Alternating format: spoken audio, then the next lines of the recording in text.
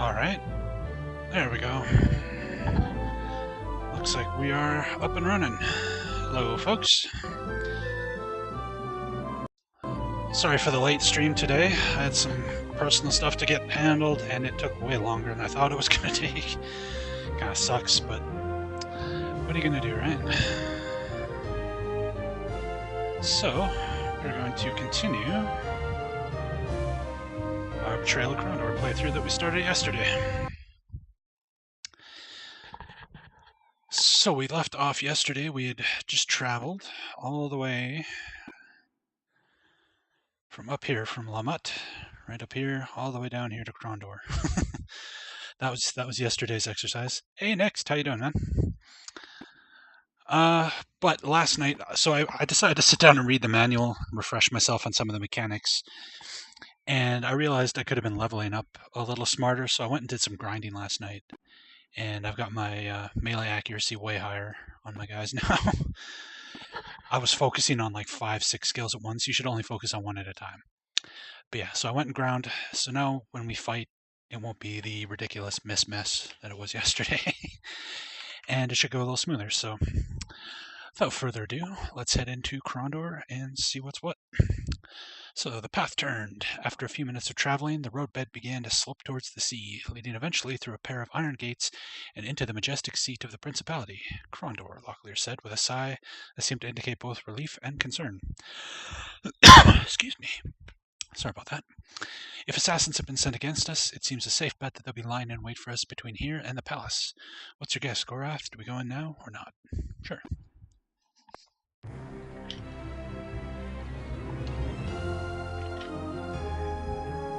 Gulls wheeled in the skies over the capital of the Western Realm, weaving daring circles about the parapets of the palace, narrowly avoiding the princess standards which fluttered in the salty breeze.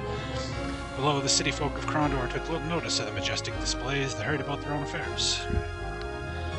So what do we got? We got a shop. We got a shop. Palace. Sewer. Okay. Gorath snorted. The market district in Krondor, he said, containing his amusement. Why don't we just take all our possessions and give them away instead? The mockers are thick as porridge in there, and the local merchants hike up the prices accordingly. We'd be better off buying outside of the city. Hey, thanks for the host, Darkwind Portu. What were you streaming? Bunch of valuables. Nothing to sell for us. What about this shop here?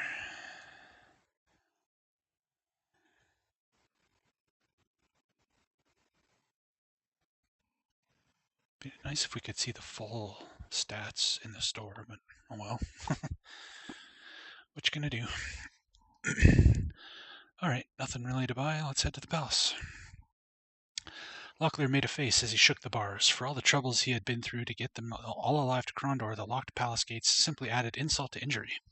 Calling out to the gate master angrily, he pounded the hilt of his sword against the portcullis. Stirred by the racket, a young man, liveried in the colors of the Krondorian Lancers, strode out of his watchhouse and squinted at them, snapping up his bardiche, which leaned against the interior wall. Would you get this gate open, please? Locklear said. We have business with the prince. Can't help you, Signor, the great guard replied. The gate mechanism's broken. Has been since 3 nights ago. Unless you and your companions have a mind of climbing the walls, there won't be any getting through here until we can find the plans for the portcullis. The castle engineer is absolutely livid. Hey, Ajax, how you doing, man? Locklear accepted the news with irritation, but knew of nothing else that could be done. Could you go and get Prince Arutha for me, then? It's a rather urgent matter. Again, the guard shook his head.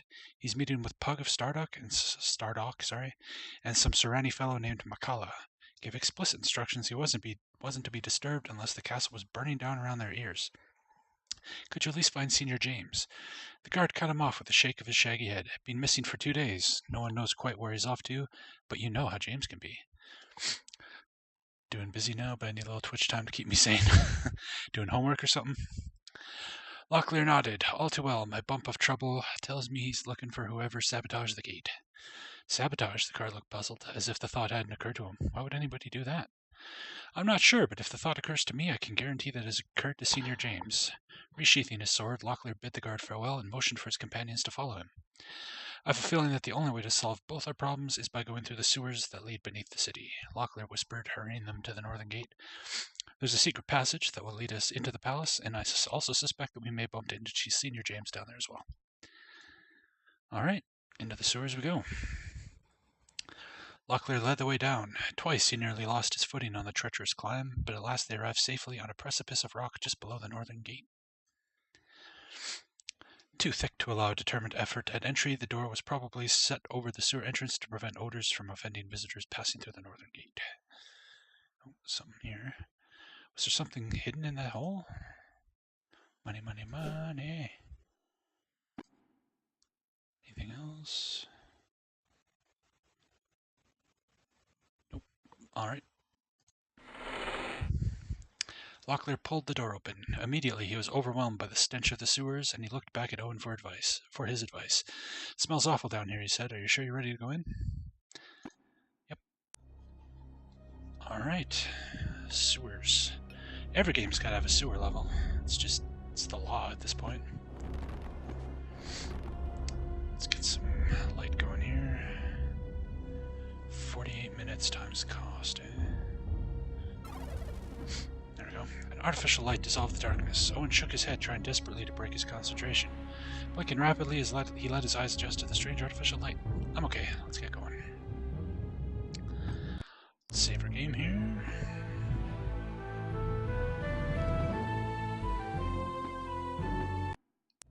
Whoops. Damn it. I saved the wrong friggin' number. Like a nitwit.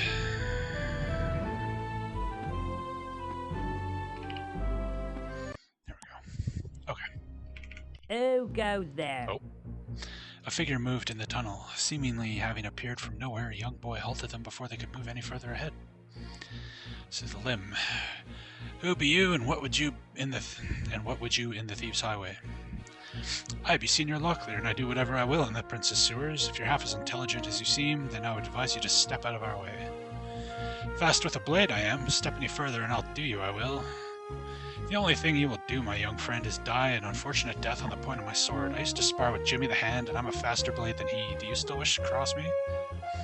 Jimmy the Hand? He's a legend, sire. Next you'll be telling me you've lain with the Empress Lakeisha of Kesh. I'd advise you to be nice-like, however, because I got 5 blokes waiting a little down to make sure nothing happens to me, see? I don't suppose you've come on behalf of Senior James, have you? Senior James? Then you don't... Well, perhaps we have. Alright then, down to tax. If he didn't send you, you'll be answering to the upright man and not me, so I wash my hands of it. Just watch your steps down here, as there's a bit of trouble going on down here. Good day. Wait, we don't know our way around down here.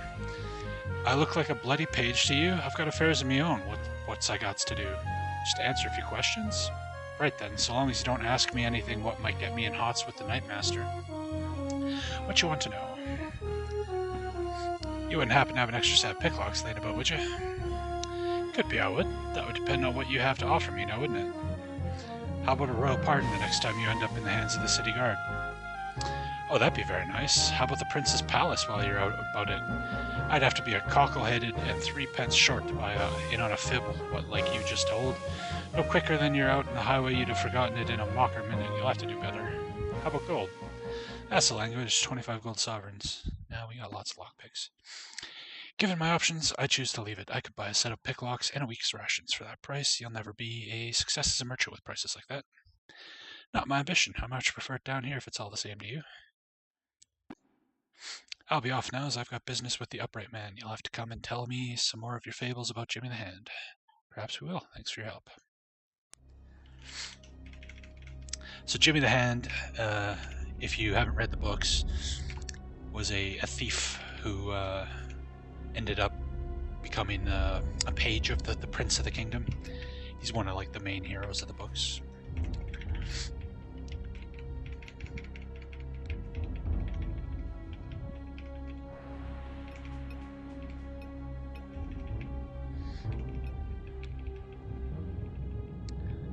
Okay, we got a ladder up, which of course doesn't get marked on the map, and the map doesn't let you take notes.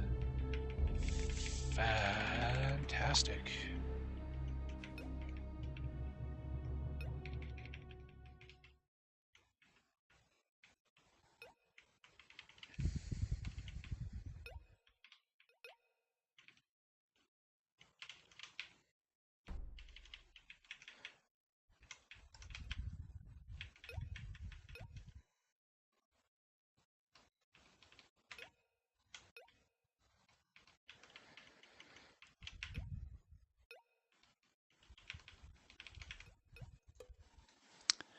Corpse. What do we got? A 7% quality sword. 3 silver royals, and 3 rations that are surprisingly not spoiled. Who wants to eat some food you found on a corpse in the sewers? Doesn't that sound delicious? Treasure chest. Rope. Okay.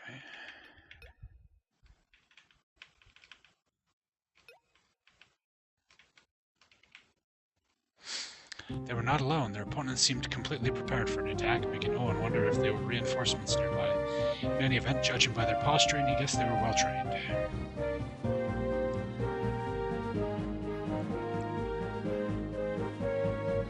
Defend yourself.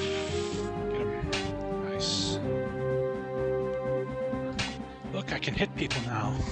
Ow.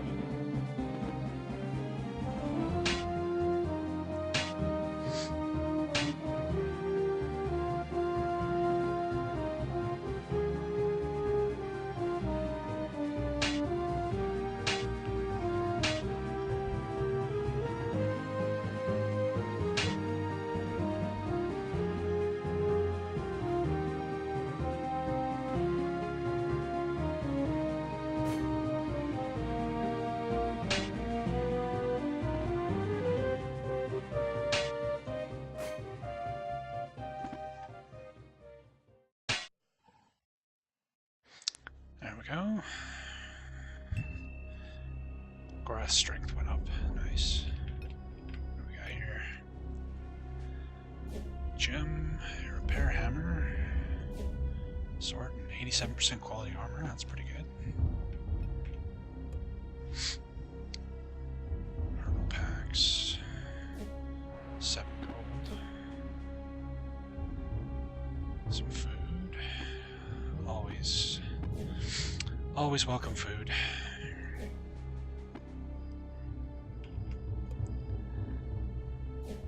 Cha-ching. 90% armor.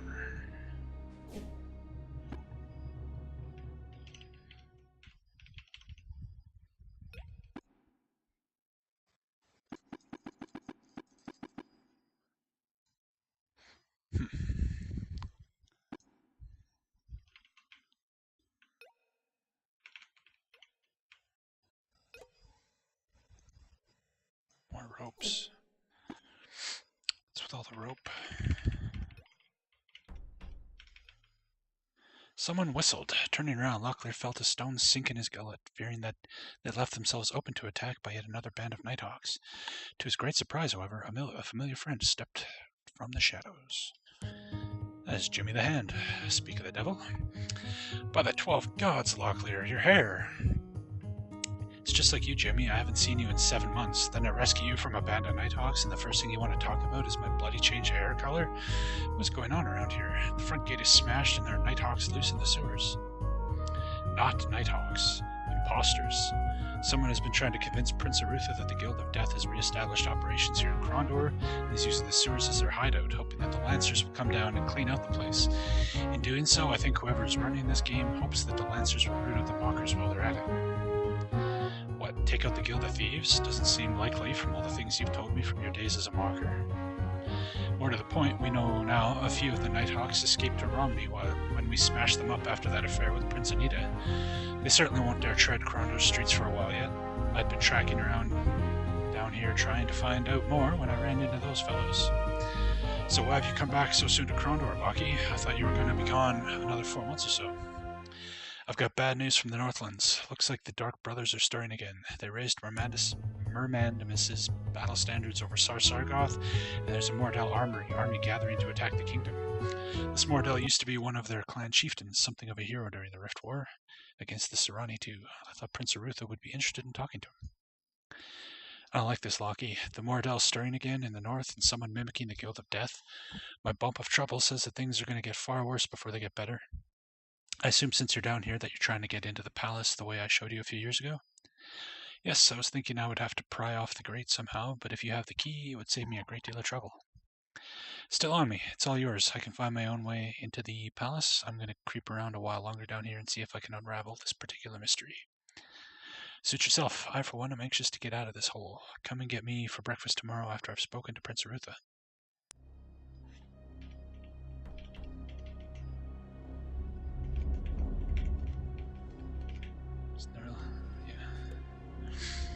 The latter disappeared into a small dark hole in the ceiling. Climbing several rungs, Owen turned to the others and called down, "There's a locked grate up here. Shall we try to open it?" Okay, this is apparently not the exit to the palace. Okay.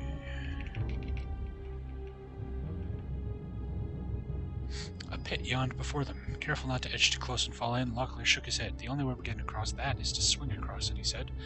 Glancing up at a small hook on the ceiling, he nodded. "Apparently we're not the only ones to have to face this dilemma.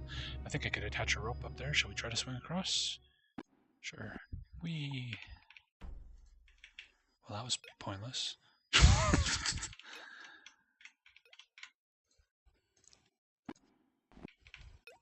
Did that use up 2 ropes? Probably.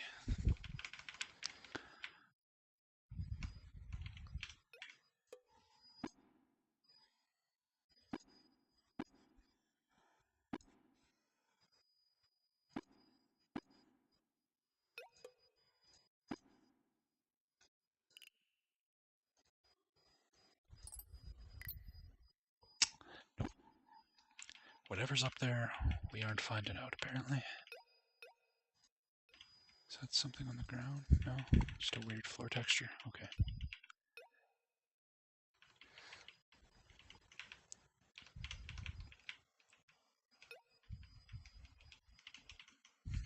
Eeny, meeny, miny, moe, eh?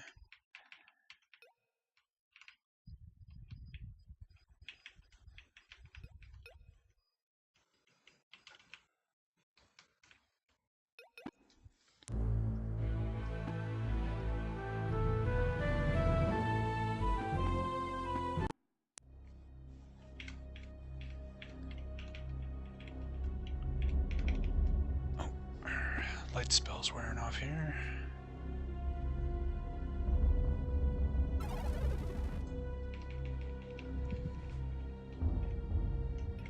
What's this? Transport through these sewers is strictly prohibited. Official kingdom business only. Swordmaster Corby. Hipster Vegano, how you doing, man? Welcome back to the stream.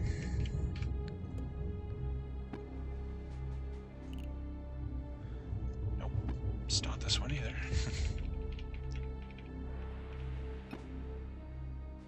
Okay, good. We're not going in circles or anything here. I should save.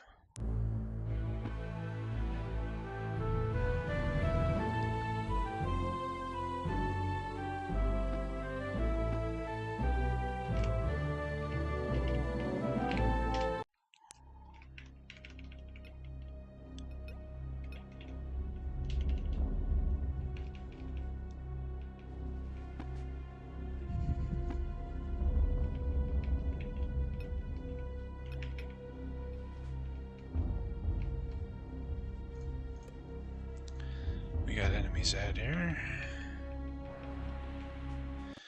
Their opponents were surprised. The leader of the small mob screamed orders at his companions, a mix of fear and anger apparent in his voice. Seizing the first strike opportunity, Locklear barked several quick orders, and the battle was joined.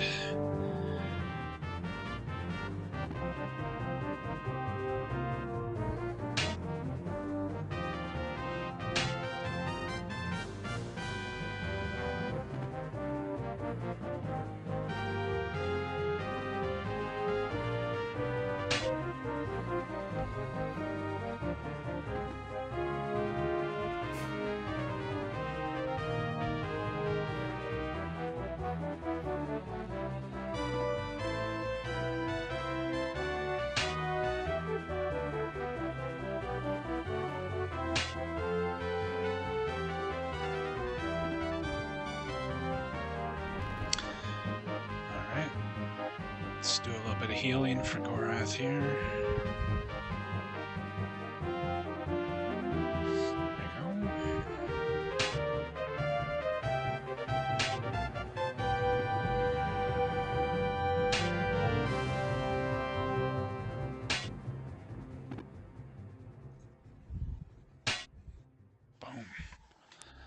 Boom. Going much better now that I've got my melee accuracy leveled up enough. Okay. Yay. Wait a minute. I still have lockpicking tag, don't I? God damn it. Melee.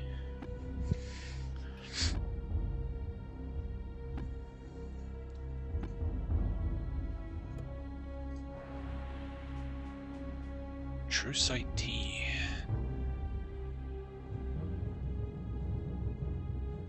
Sharpened Sight. Does that affect ranged accuracy, it sounds like? 10 not rotten rations. Very good.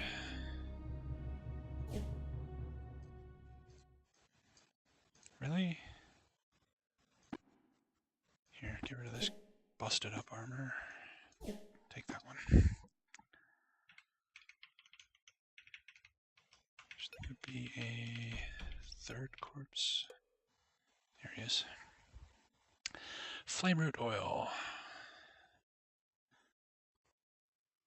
As a protective coating for armor, any frostplated weapon that came in contact with the brown fluid would instantly return to normal temperature. So it's like anti-frost. The hell can you here? Give him that. Take that.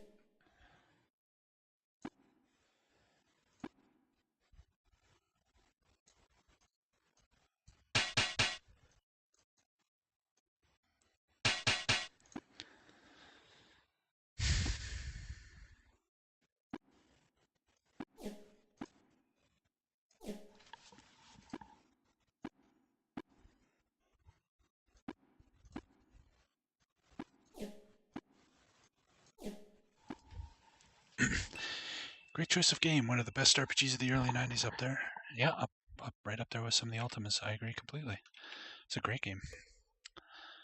Appears to be locked. Alright. You.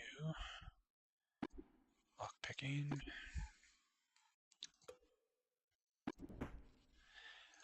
It was trapped.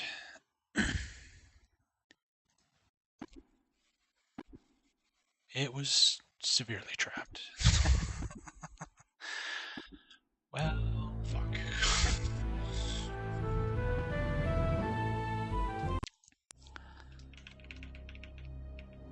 Let me guess, we gotta do that fight again. Yep.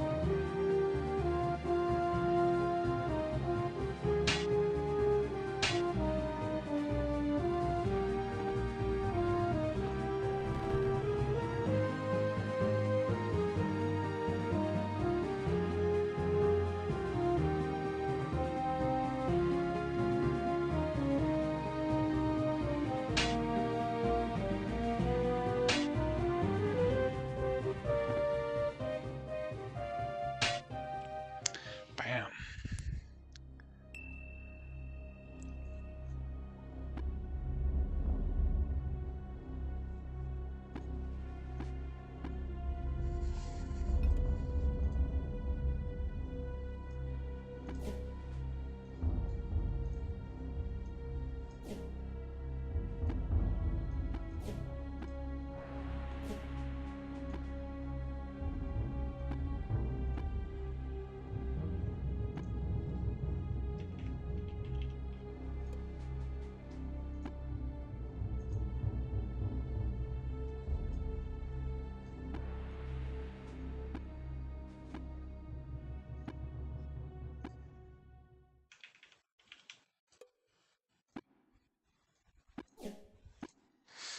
Inventory management can be a bit of a pain in the butt in this game.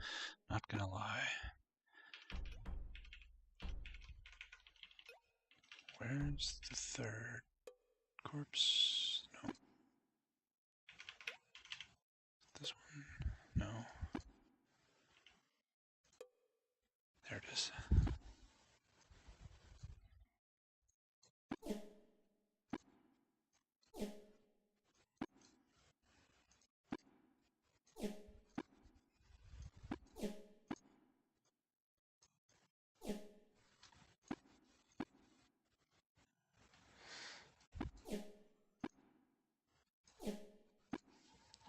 Okay.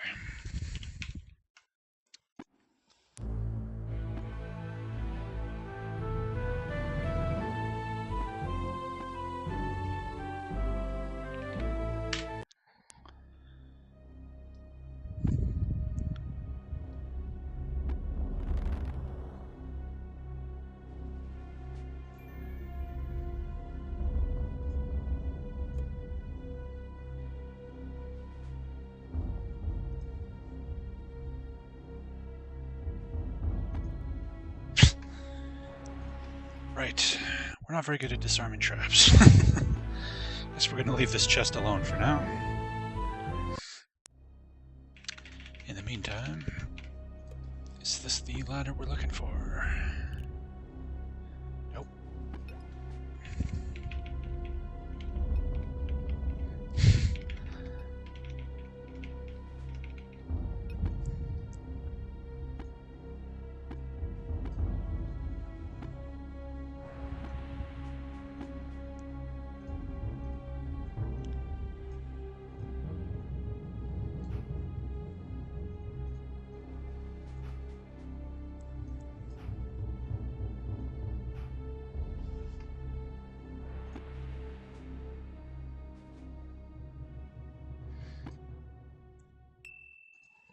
Bing! Level up the old weapon craft a bit.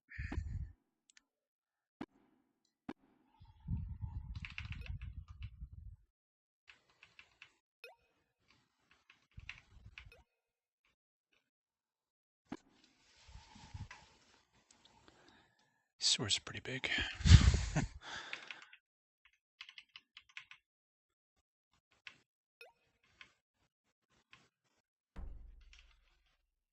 Oh, we got a chest here. Definitely not going to blindly click on it without saving.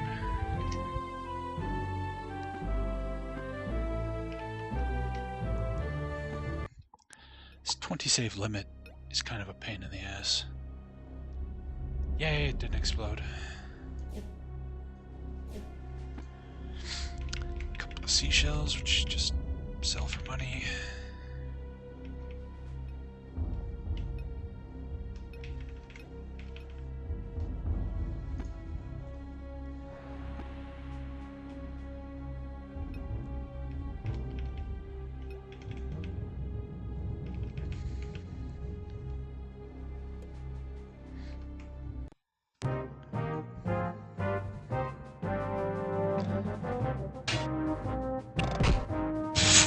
Good job, buddy.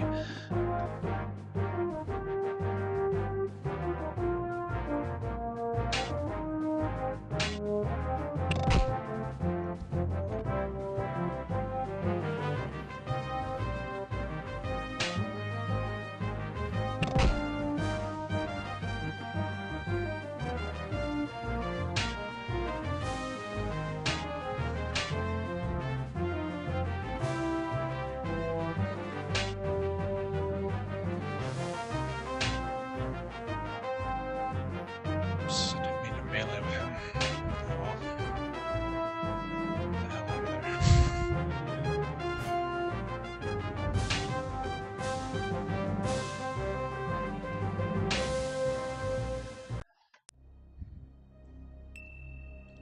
Bing.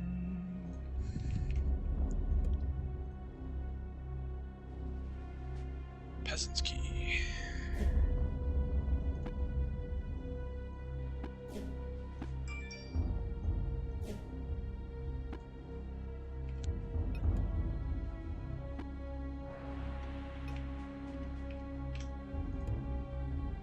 Oh, I want the other one. That's pain.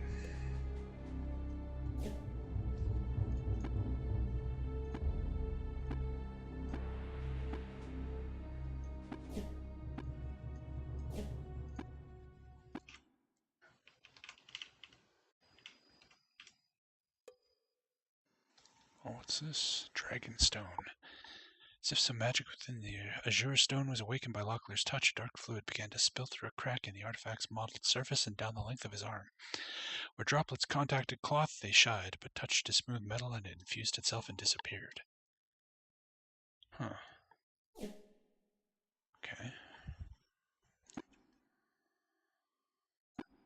Let's ditch some armor and get that crossbow. Crossbow sell for a ton of money.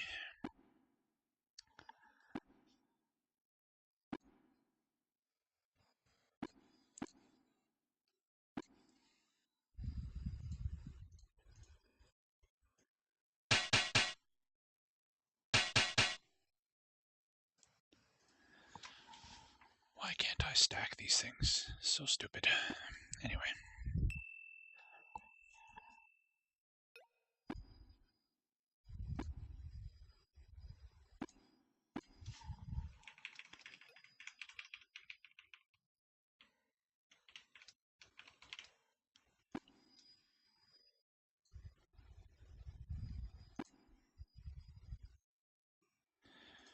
Get Locklear some of his health back here. He's kind of beat up. There we go. Actually, let's use a torch. We got some.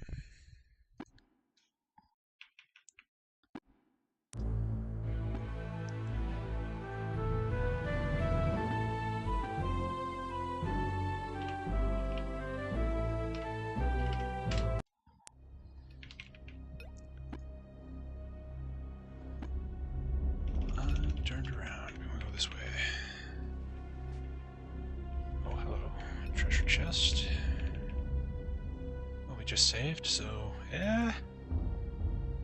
Don't blow up.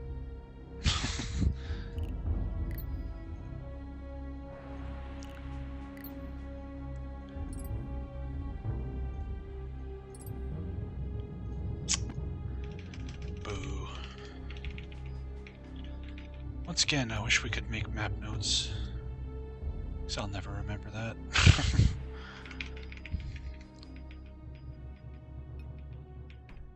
Just a complete dead end, eh? Great.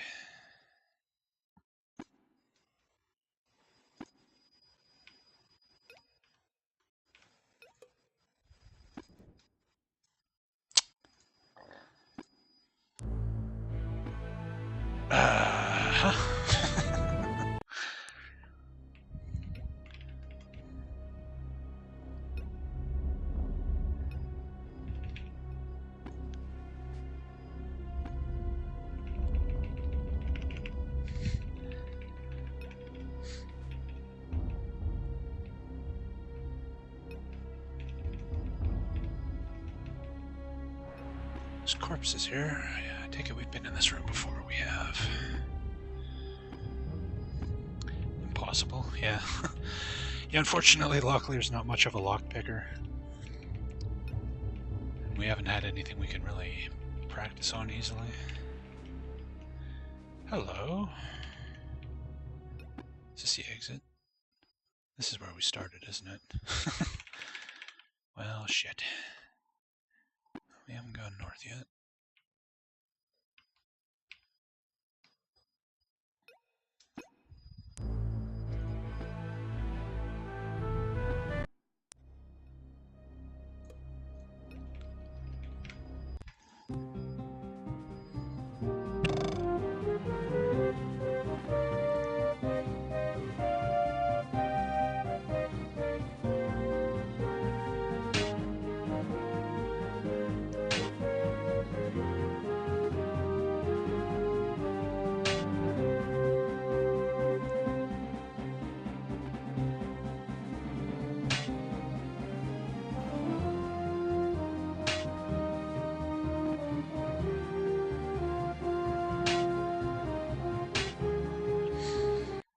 Okay.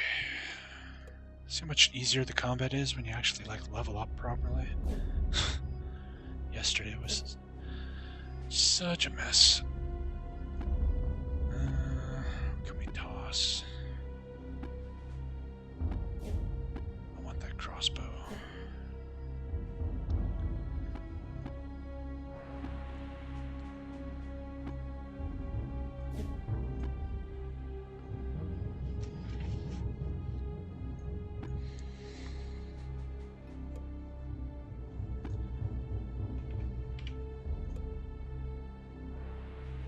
Silverthorn. It's poison. I know it's poison because there's a book in the series called Silverthorn about someone being poisoned by it.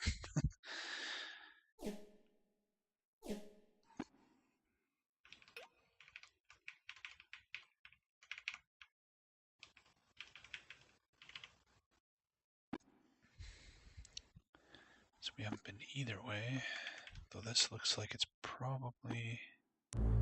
Oops. Maybe it connects to there? Not sure.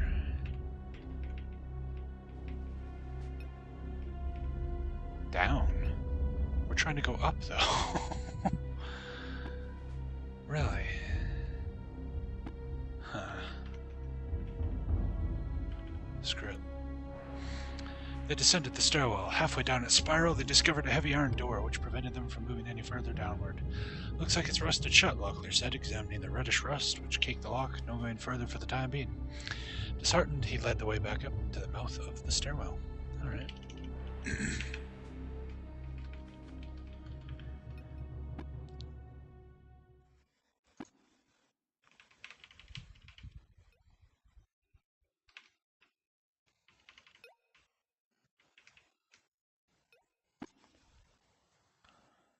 Okay, we've been in this hallway before, but it looks like if we go this way...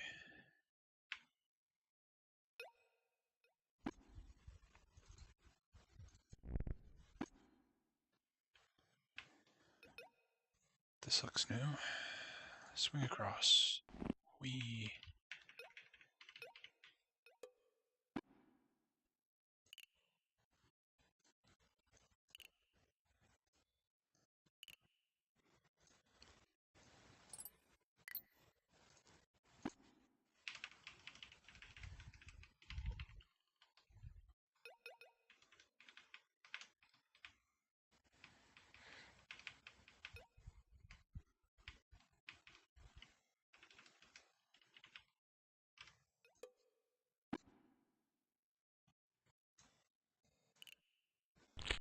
Found it. There we go. The gate swung open. Revolted by the thick scent of excrement in the chamber, Locklear hastened to the ladder affixed on the far wall and ascended its filth-slick rungs. Behind him, Gorath and Owen reluctantly did likewise, gaffing on the noxious vapors in the shaft. This is nothing, Locklear grunted, shoving upwards against a grating. All the windows in the palace are open right now. You ought to smell it in the winter. Darkness surrounded them as they slithered out of the privy, their only impressions of the chamber provided by the faint flicker of distant firelight. 10 yards before them, the hall joined with an elaborate colonnade stretching in either direction.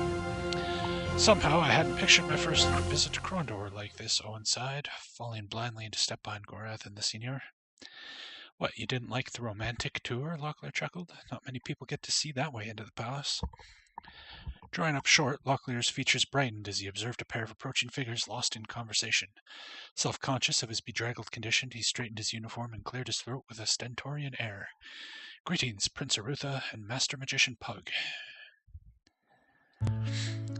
As glad as I am at the sight of you safely home again, Locklear, I can't say that my nose is as well pleased.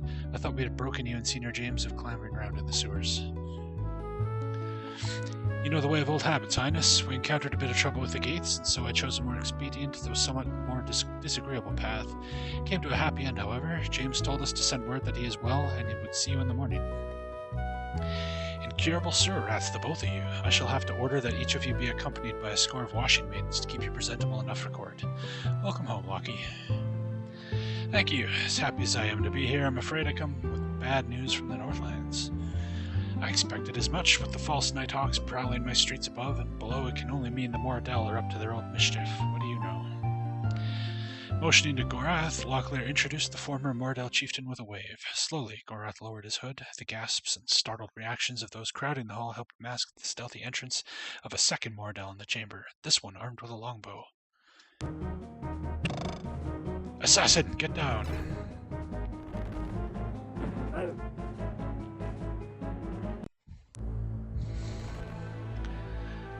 Pug's a badass, by the way. The wizard there. A whisper led him through madness. He stumbled forward with unfamiliar feet 10 times too small to belong to a warrior. There were lights on the hills around him, fires, voices shouting through a downpour of slashing hoofbeats. He reached for his sword, then remembered that he hadn't a sword that night. He had only been a boy of 12, midsummers. Only a boy, and yet he had led the ragged remains of his father's tribe. Who leads the Mordell? The whispering voice insisted in his head. I must see more. Years, a river of men coursed together in a bleeding tide, and he was amidst them. Screams rang. A howling figure silhouetted himself against the moon and brandished a bloody sword aloft. The wolfish figure screamed words of wrath and damnation as he cleaved his way through his Mordell brothers.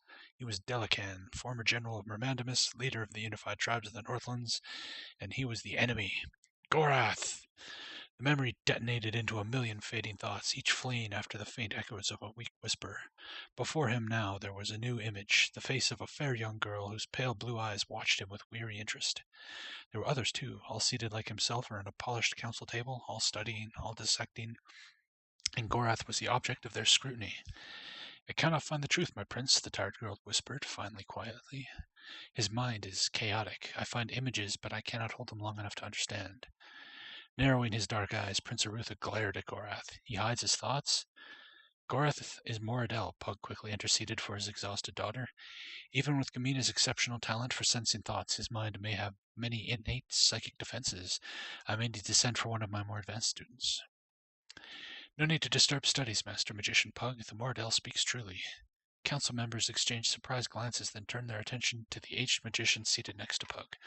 Lowering his eyes, the man made a dismissive gesture. Forgive me, I do not mean to presume, but I have looked into his mind as well, Mikala continued.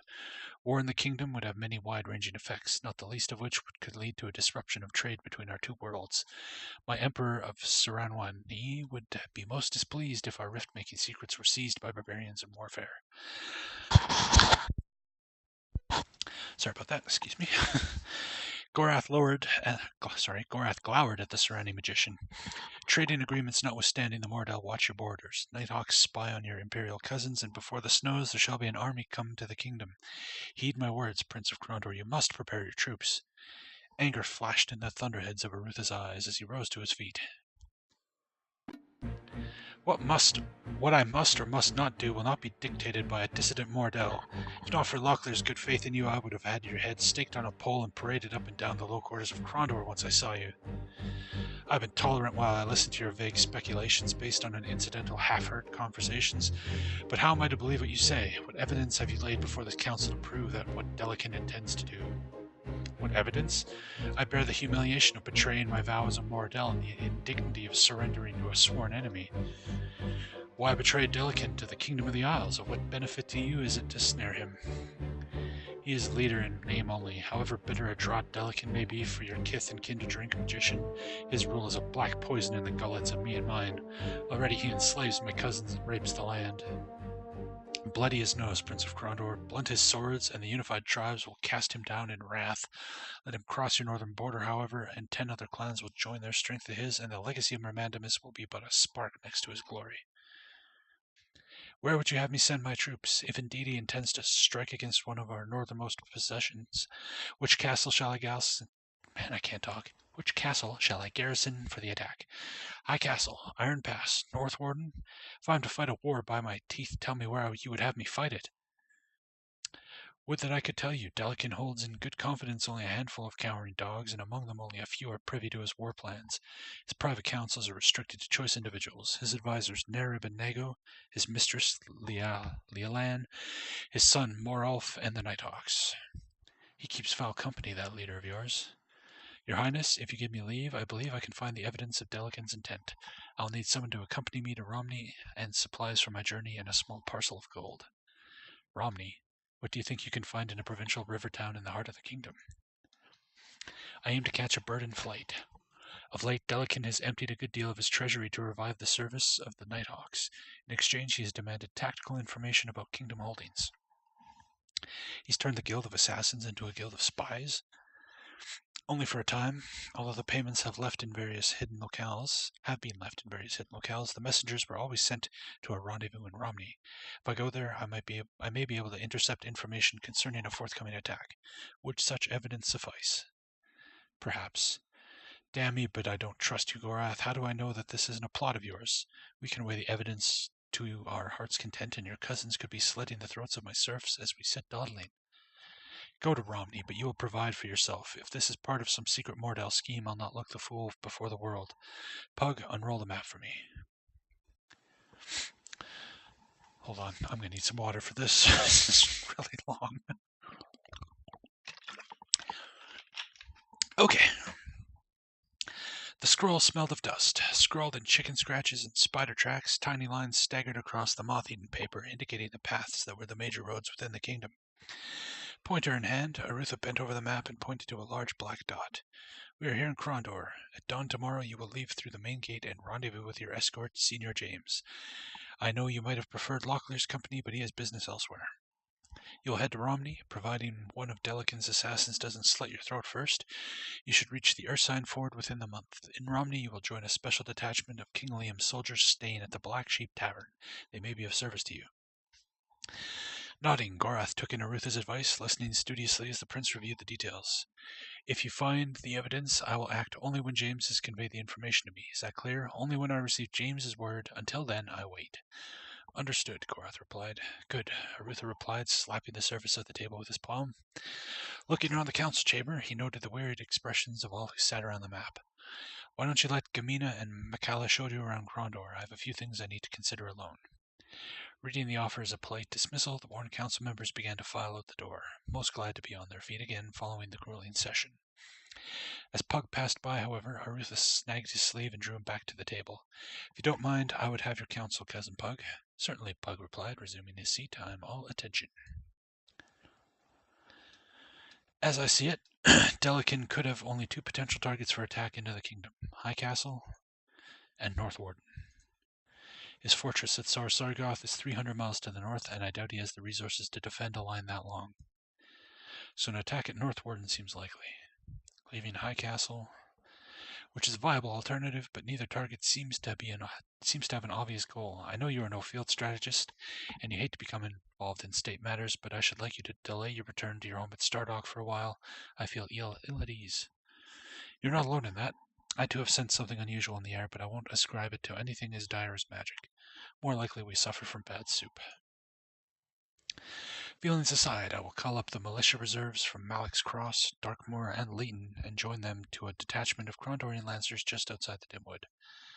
James will send word to me there. What of the garrison? It will remain in place. I have considered the option of a full push south, and it seems unlikely, but I will give Delican nothing. Our agreement remains. Now we wait. Gods help Gorath if he betrays us to the Mordell. Chapter 2. The majesty of the palace was impressive, drawing appreciative glances of astonishment from all as they wound through room after room of banquet halls, reception areas, and at last a colorfully decorated gymnasium before entering the throne chambers of the Prince of Krondor.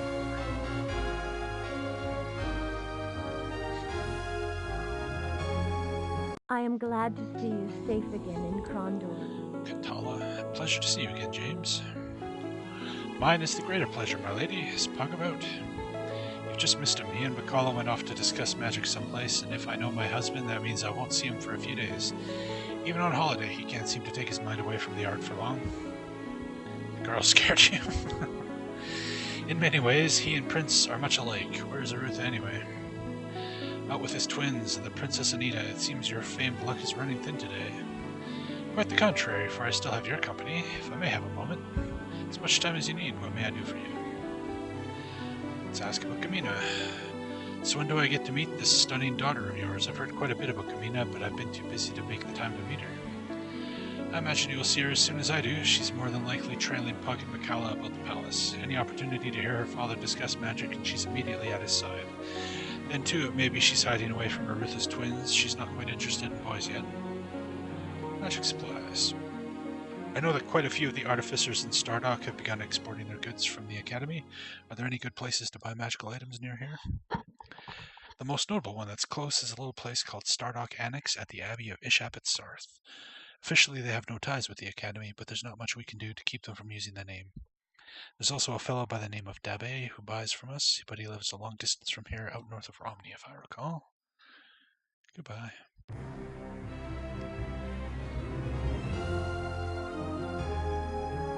room was cramped. Locky, James muttered, looking through the senior's personal effects piled in disorganized heaps. You may be a fine swordsman, but your personal organization leaves quite a bit to be desired. Oh, good, I get it. I can take any of his equipment. That's handy.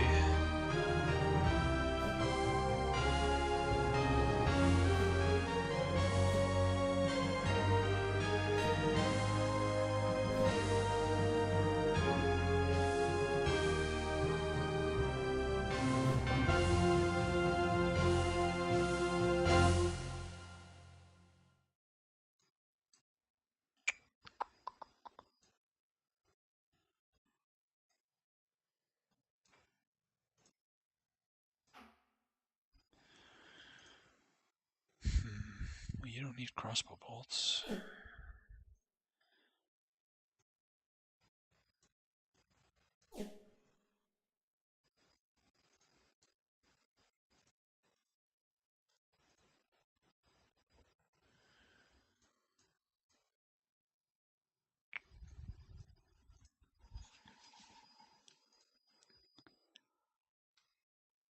Huh.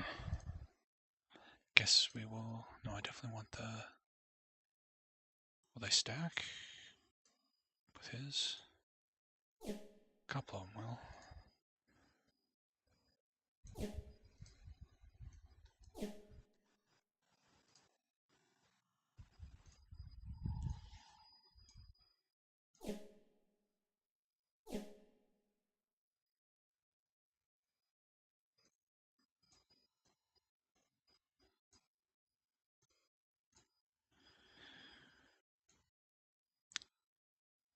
They could be seen. James halted the party. Consider, let's not give Delican any more help than he needs. If we leave through the palace's main gates, we may as well have trumpeters going before us, announcing the fact to everyone within the Kingdom of the Isles. The sewers are probably our best option.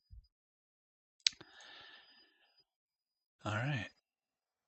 What about Owen? I want Owen back. Boo. Boo!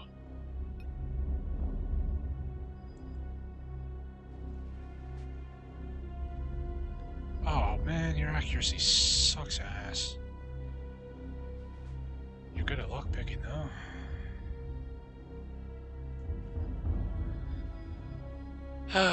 Okay.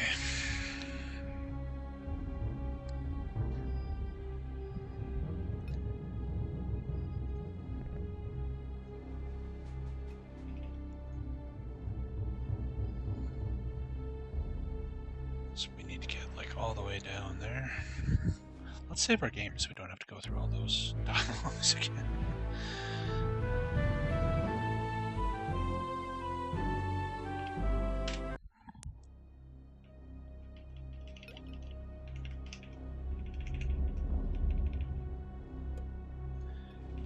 Enemies already, okay.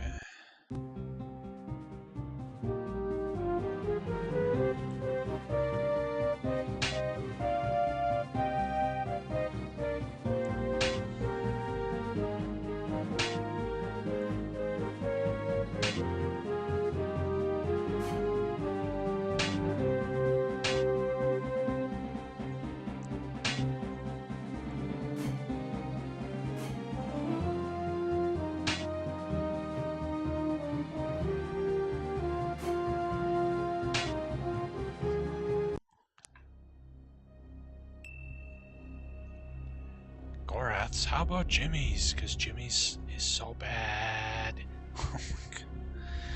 41%.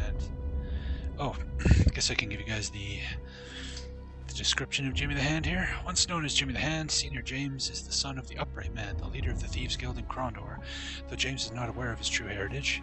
His thieving skills and quickness were legendary, but now elevated to nobility by Prince Arutha, Senior James has taken his position of authority very seriously, though he still wanders his old thief haunts in disguise on occasion. He's extremely loyal to Arutha, and will do anything his liege lord asks him to do.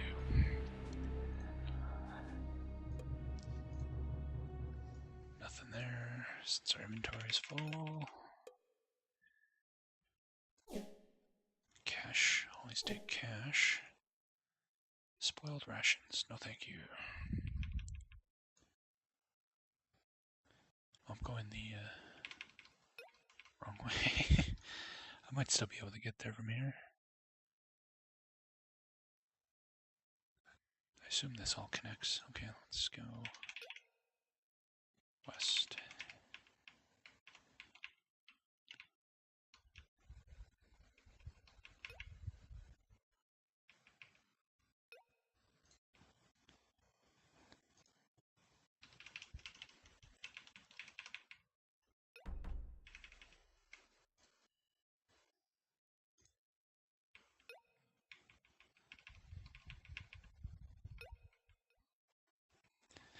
A shadow approached. From a murky corner of the room, the figure advanced towards them. Gorath's pulse quickened for a moment, but he relaxed slightly as he saw they were not about to be attacked.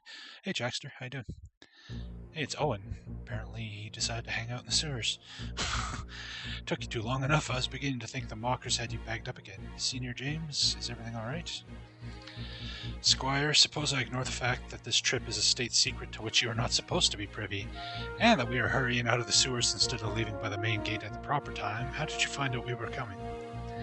Well, after Senior Locklear dropped me off after we got here and told me I could go home, I got bored and decided to check out Krondor. Fortunately, there's nothing much interesting going on here, so I decided I would come back to the palace. I tried to pay Gorath an unexpected visit last night, but discovered that the guards had been doubled with orders that no one could see him. I might have fallen for it if I hadn't heard someone snoring in his cell. Gorath doesn't snore, I take it? Not a sound. When I realized that something was in the air, I went to find Locklear and discovered that he was mysteriously absent, despite a tray of food delivered to his door just moments after I slipped away. Finally, I came down here and talked to Lim, who told me you had been down here earlier this morning. At that point, I realized Arutha meant to slip Gorath out of Krondor for some reason. Are you sure you're not a thief by profession? You think unnervingly like a mocker I used to know. So are we ready? We should probably get moving. Where are we going anyway? You cannot accompany us, Owen. Our mission is much too important. Quiet, Moradell. I'll handle this. But I could jeopardize your mission. Who knows who might take me captive between here and Tyburn? If I go back to Krondor now, I might accidentally talk to someone. Besides, I'm from the eastern part of the kingdom. I know the area, and I might be able to help. For better or worse, you seem determined to hitch your fate to catastrophe, but if you want to get yourself killed at a tender young age, who am I to naysay it? I used to pull the same stunts when Arutha wished to pull out of Krondor. Alright then, Squire, you can come along, but these are the ground rules. 1. I am in charge, and you do whatever I say without question. 2. Under no circumstances do you reveal anything about Gorath or our mission to anyone. If someone asks, we will continue what Senior Locklear suggested. Gorath is an elf. Thirdly, and lastly, you don't wander off on your own. I don't care if you're watering the trees, you ask me first. Is all that clear? Absolutely, whatever you say. Stop smiling, you're going to earn your keep. I know I'm going to regret this, but let's get moving. We have a long way to go and no time to get there. Yay, we got Owen back. And he's still got all his stuff. Good, good, good, good, good. Everybody's got lots of food. And out to the sewers we go.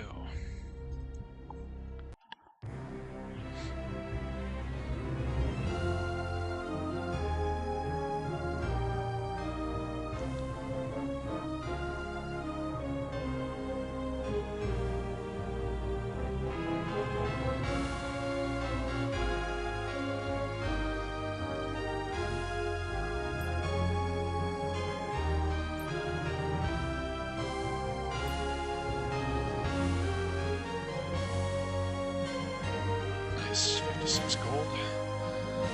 Cha-ching. Throwing crossbows? No.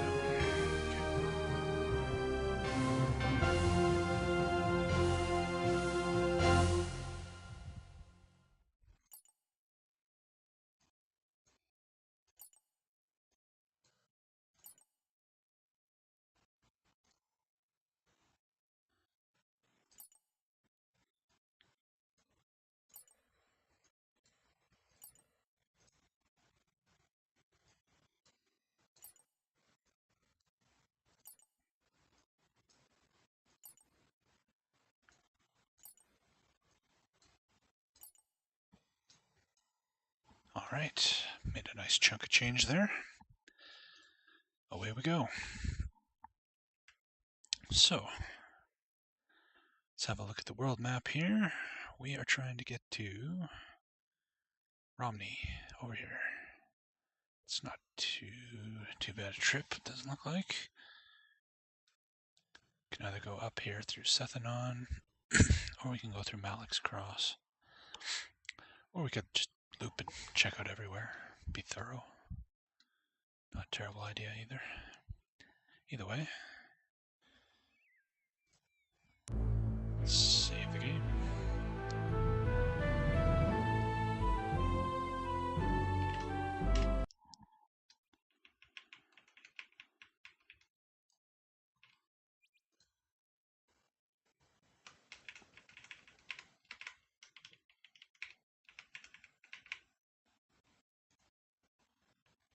Oops.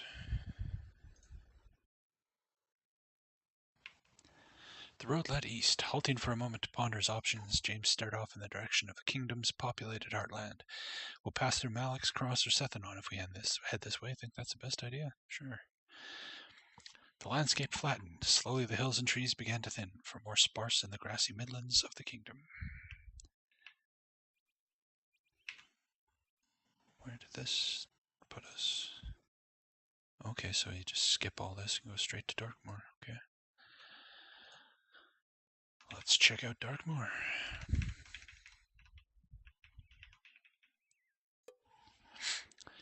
After knocking several times, James had just about concluded that nobody was home. Come on, he said in Owen's general direction. There doesn't seem to be anyone about. Just as he was preparing to leave, a shuffling sound inside the house caught his attention. Hello? Is anyone there? He shouted.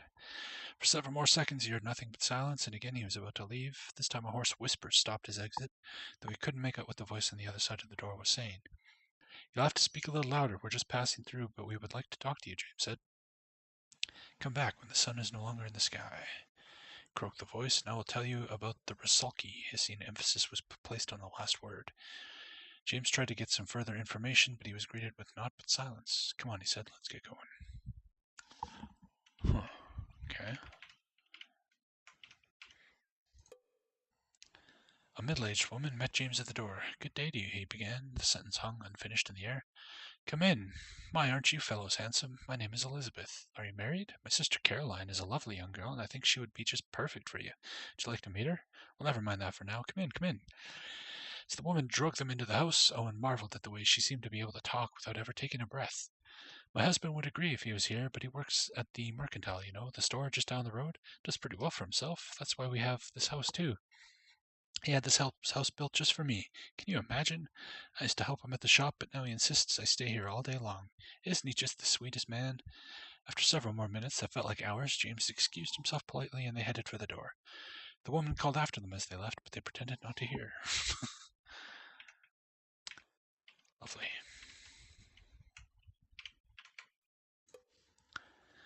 Place is abandoned. Money and a crossbow, which equals money.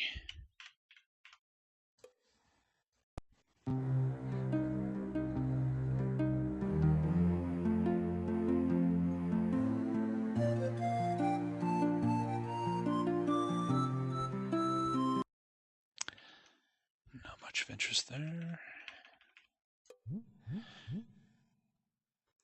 Drawing some water from the small well, they drank greedily. Then, stopping only long enough to fill their pouches, they packed up and prepared to leave.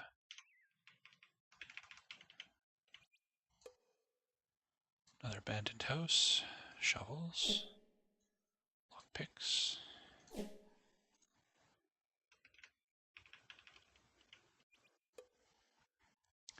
After knocking on the small wooden door, James stood back to survey the house and its surroundings. Dartmoor seems friendly enough, he said.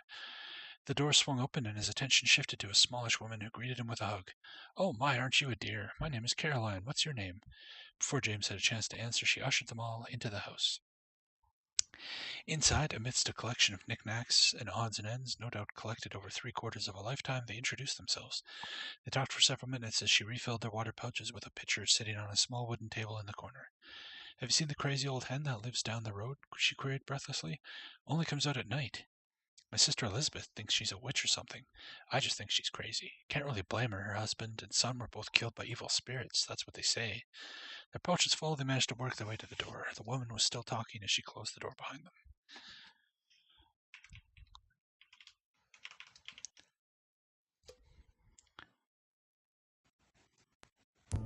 Got us an inn.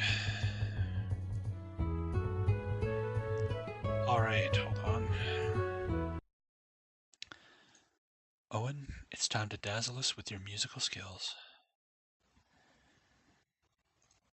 Of 46%.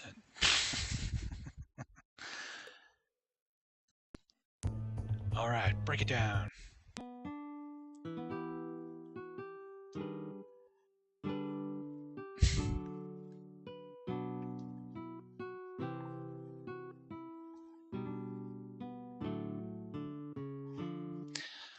Well, we got 26 gold for that.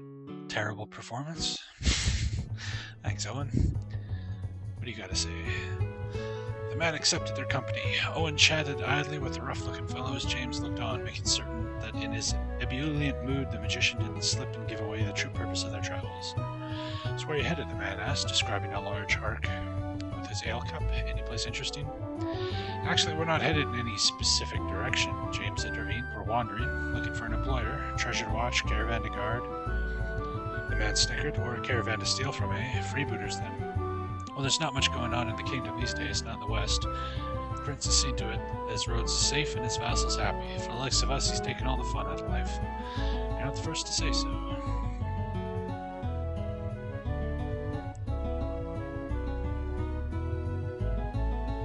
The table was cleaned for them. Sitting down on a splintered bench across from the man, James shared a bit of the mercenary's bread as he listened to a story about a failed love affair with a married woman. As the story progressed from a sentimental recounting to a drunken blubber, it became evident the man had no intention of finishing his tale, and we've actually had this exact conversation before. Let's just skip it. How about you? This guy has the exact same conversation as this guy. Okay.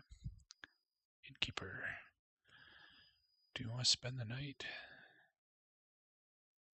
Yeah, these guys need to heal. You can only heal like 80% of your health or something when you rest on the road, but sleeping at an inn you can get all the way to full. Yes.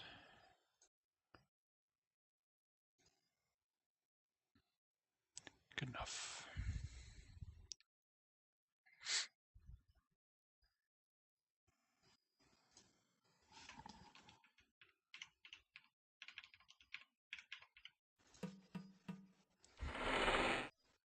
James knocked on the door. After a few minutes, a dough-faced woman answered, keeping one arm braced behind the door in case her visitors were less than congenial. What is it you want? Although she was clearly addressing James, her gaze danced nervously to the Moordell. Had enough run-ins with strangers of late. We're looking to get a bit of water, James started, but found the old woman had slammed the door. Most of the people in this town are nice, but not all. Abandoned. Key. Alright, let's go back to that first house and wait till dark and see what she has to say about Sulky.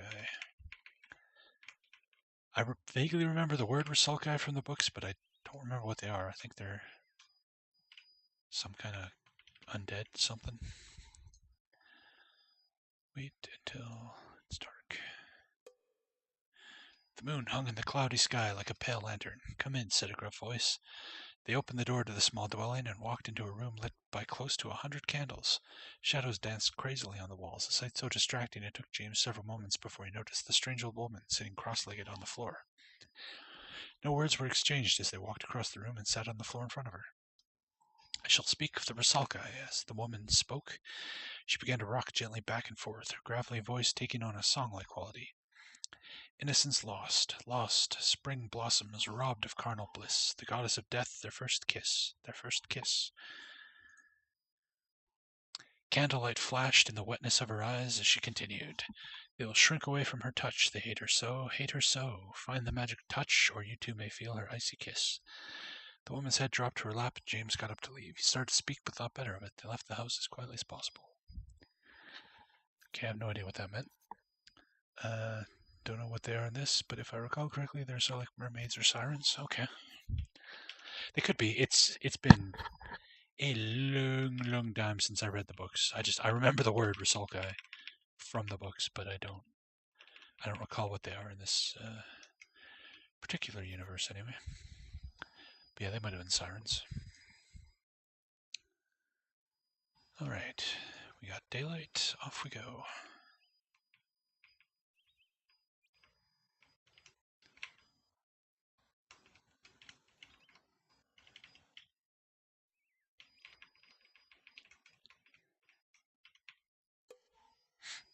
Another temple. We can unlock this fast travel point here.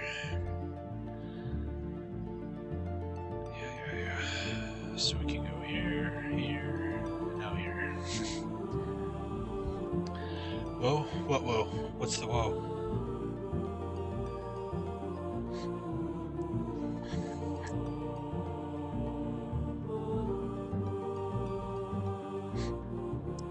If I recall correctly. Oh, you didn't know that internet acronym? Okay. Well, there you go. You've learned your new word of the day. What do they have to say here? James seized. 4 times they had asked one of the temple's golden-robed priestesses to send for the high priestess, and 4 times they had been left waiting in the alcoves of the temple's central courtyard. When at last it became apparent that repeated summons were not going to be answered, James shook his head. We don't have time for this. Let's get going. All right. Well, we can fast travel here now. If we ever have the need. Oh, ambush. Holy shit, that's a lot of assassins. And we're stuck with James, who sucks ass. That's fantastic. Can I get far enough away to cast some spells here? Shit.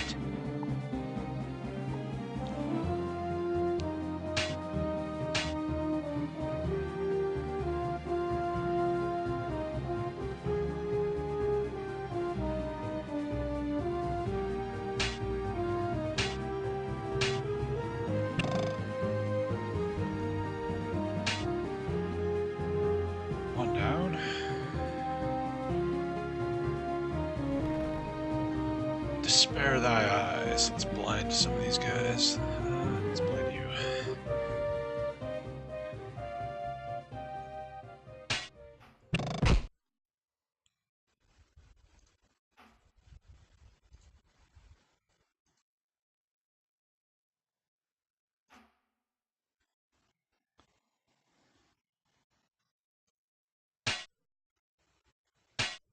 Ow.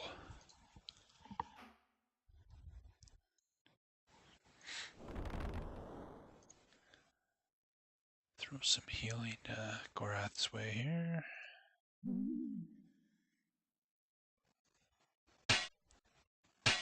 Ow. Shit.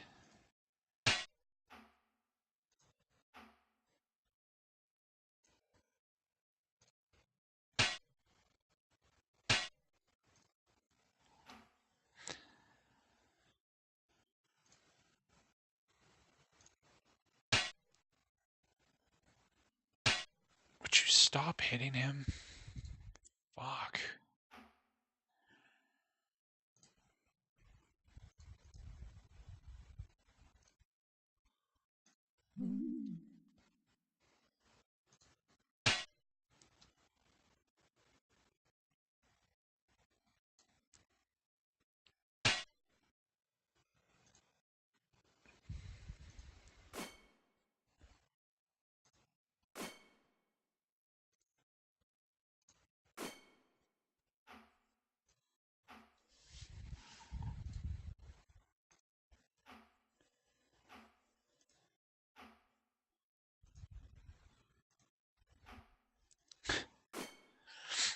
So the way the health works, if you want to know why Gorath is all of a sudden sucking ass, is you've got stamina and you've got health.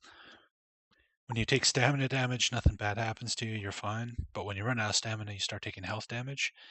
And your health, the percent of health you're missing is the percent all your skills and stats go down. So if your health is down 20%, then you have a 20% penalty to everything, including accuracy and stuff. And Gorath has taken a whole bunch of damage, and now he sucks.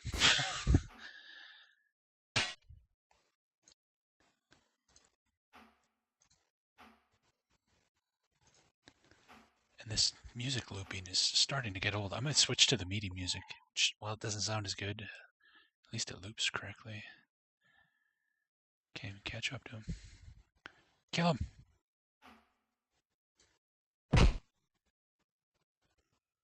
Really, Gorath?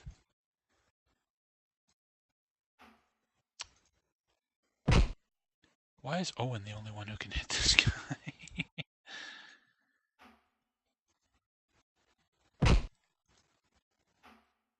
No!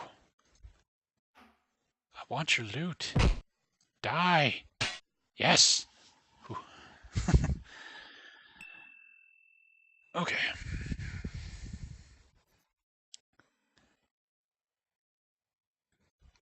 His accuracy went up a teeny bit. Why is it still dark? Oh. I thought we rested until morning.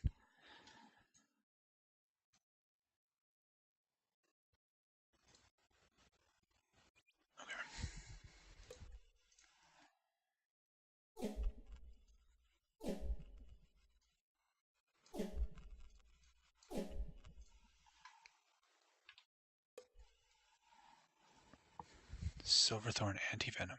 Ah. That might come in handy. Some gold.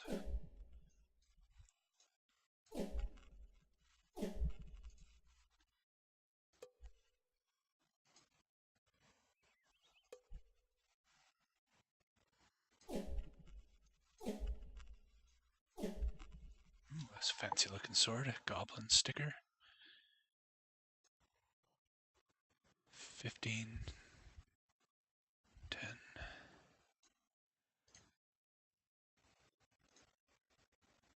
8 and 10. So it's better than the broadswords. Okay.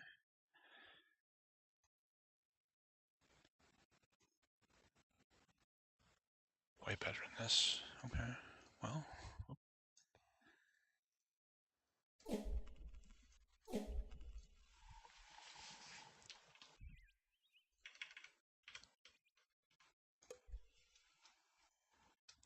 Tuning fork.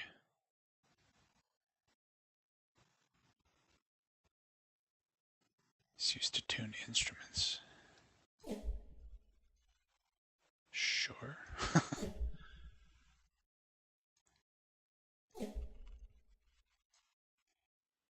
Poison rations. I almost took those. That would have been stupid.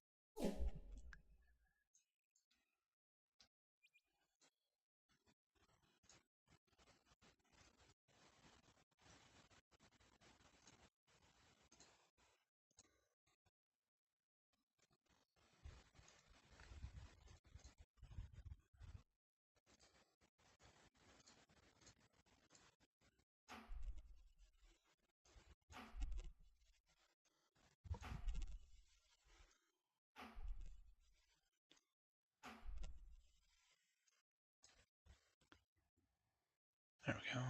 Get the old weapon craft skill up. Ping.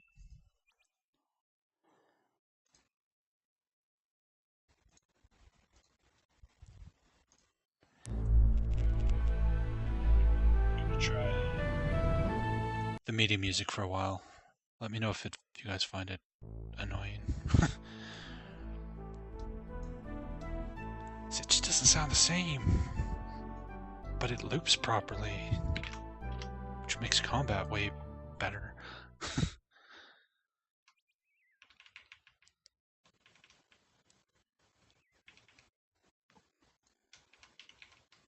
Graves.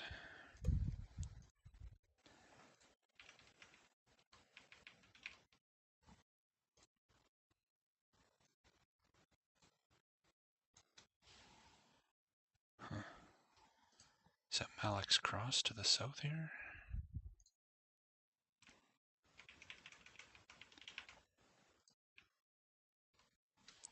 Yep.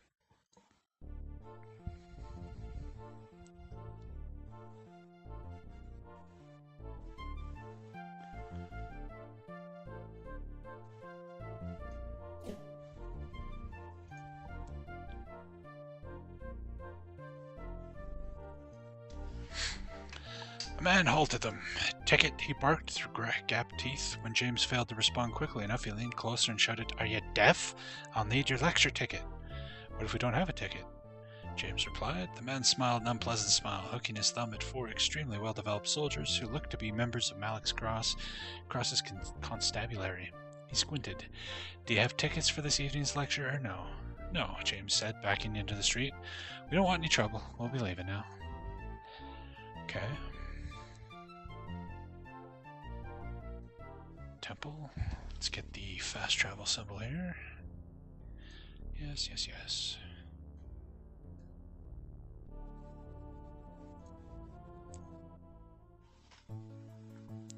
James motioned to the figure across the room. The man walked over to join them. He stood before them, eyebrows arched inquisitively. The Abbey is at your service. Welcome, gentlemen. What brings you to the Abbey Bishop? My young charge here wished to visit your famed school of nobles. I don't think he would... Try again. I don't think he would have let us leave Malik's Cross without paying a visit. Well, well, well. I'm pleased to see that our reputation precedes us. Am I to assume that you are interested in becoming a new pupil, or are you just visiting from our estimable rival, the Academy of Magicians in Stardock? My father would never allow me to study magic formally, even though he more than has the financial resources to send me to Stardock. He thinks it's a waste of a young noble's time to spend 10 and 20 years with his nose stuck in a book, and yet be hardly capable of doing anything else. If it weren't for a magician named Patras that I met once, I wouldn't know anything of magic at all. It is true that magicians study for longer periods of time with fewer visible results, but no course of study is a waste of time. And while magic is not a primary staple in our directed studies here, Magician Pug is kind enough to occasionally send instructors from Stardock to lecture on issues that involve magicians. If you would be interested in enrolling. I regret that we don't have time for that kind of detour. He is on crucial business that takes him elsewhere. What about you, Senor? Is there anything in our curricula that interests you? Books and scrolls, I'm a bit too old for that sort of thing now. Really? How unfortunate for you. And I was preparing to offer you a chance to attend a lecture on tactics that is being taught by one of our guest instructors. Now that I think on it, you probably wouldn't be interested. It's being taught by this, well, odd fellow, a one-eyed gentleman who goes by the name of Bastira. Bastira? You mean Guide Bastira? King Liam's first advisor? Yes, I believe that's his title. It's part of the Abbé Ishep's agreement with King Liam. In exchange for setting aside a part of our facilities here for the purposes of education, the king occasionally will loan us some of the finest minds in the kingdom. It works to our mutual benefit. I can still arrange to allow you in if you're still interested for a small donation of 20 sovereigns. Sure. I think we can make time. Where do we need to go? In town, near the Queen's Row, there's a small hall that we have reserved for Guy's speech. Simply present the ticket at the door and they will admit you. I believe you'll be in for a stimulating evening. Thank you, we're looking forward to it. Alright, we got the ticket. Cool. Maybe this guy will increase our combat skills and help James not be so terrible. A man took their ticket at the door. Waving smoke from his face, James was surprised by the number of young nobles seated in the lecture hall, most looking as if they would rather be drinking ale in the tavern across the street. Despite that, they made friendly company as they offered up seats to James and his companions. All rise for Guy of Rillanon, first advisor to the throne of Kingdom of Isles, a page announced from the rear of the room. After an uncomfortably long wait, a pair of men dressed in purple tabards advanced to the front of the brood stage and took up station, the looks on their faces stern and watchful.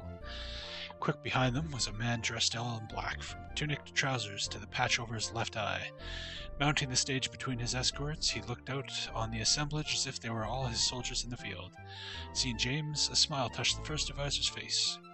It seems I'm not the only first advisor here, James of Krondor, Guy said, motioning for everyone to take their seats. I'm surprised Prince Arutha could spare your company.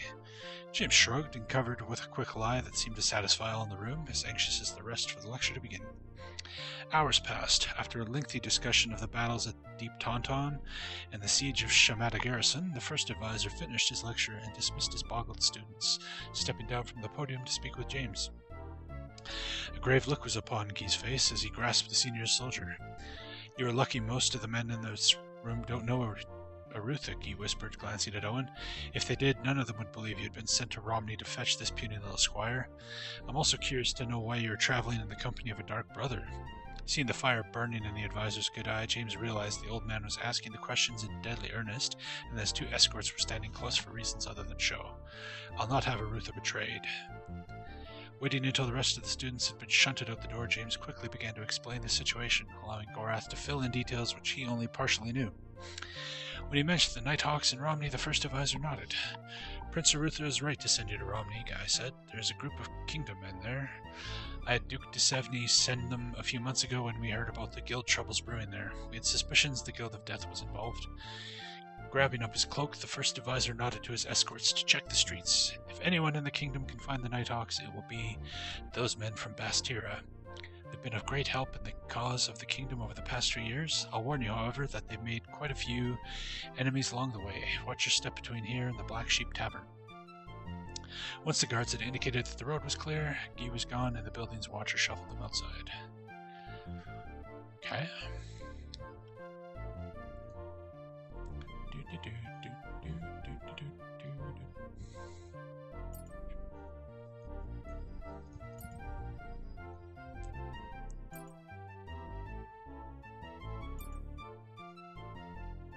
I have no idea what crossbows are worth so much, but I'm glad because we got 1,000,000 of the things.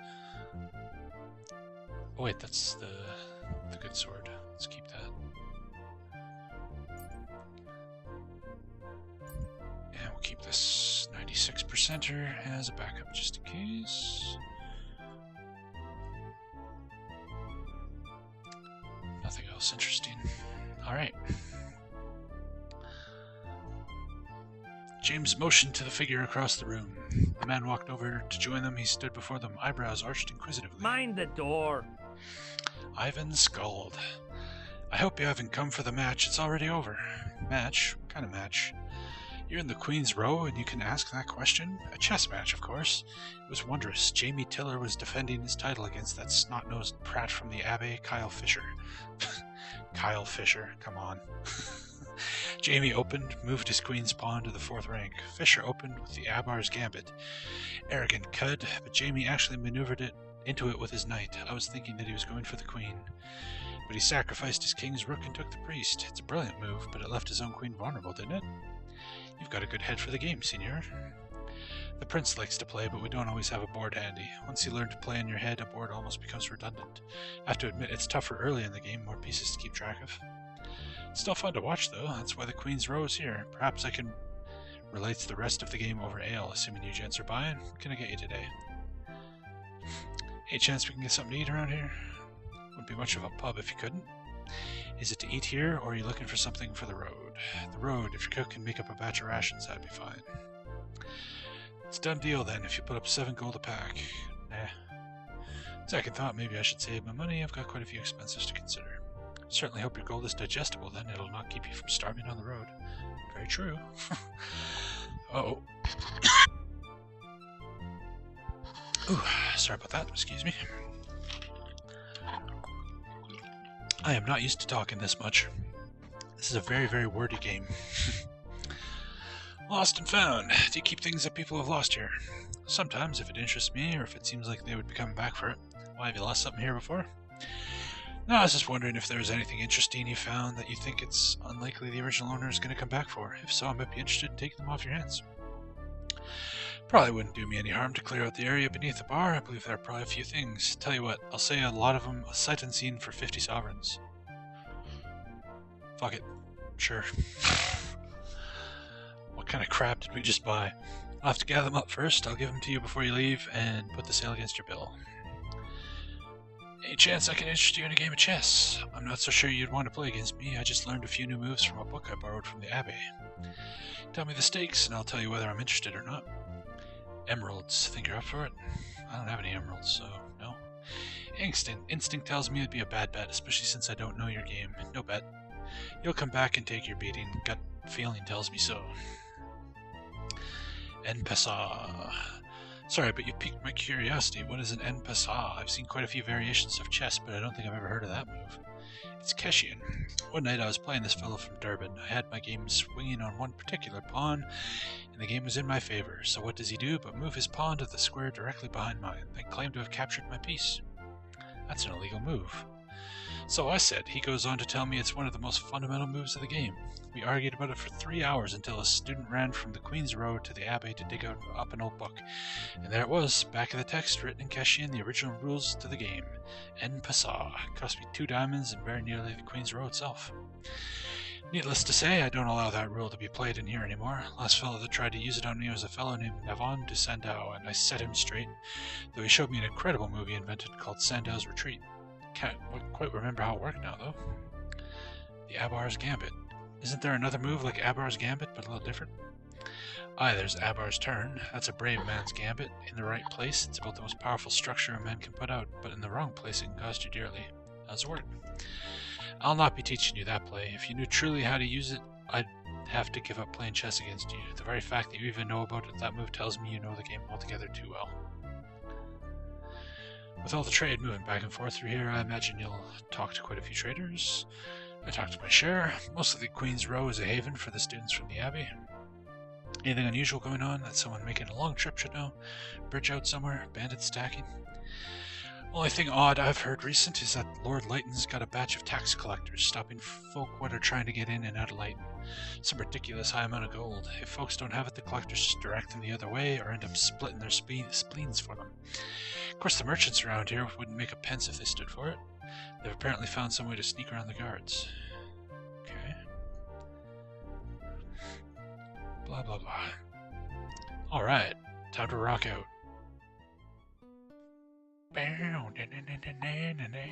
Yeah.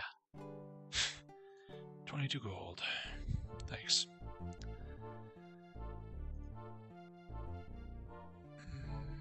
Yeah, sure.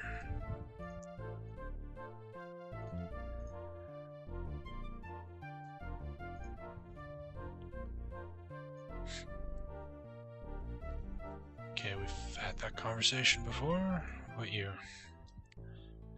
James motioned to the figure across the room. The woman nodded, then made her way across the wooden floor until she was standing before them. The name is Grand Petruma. Petruma?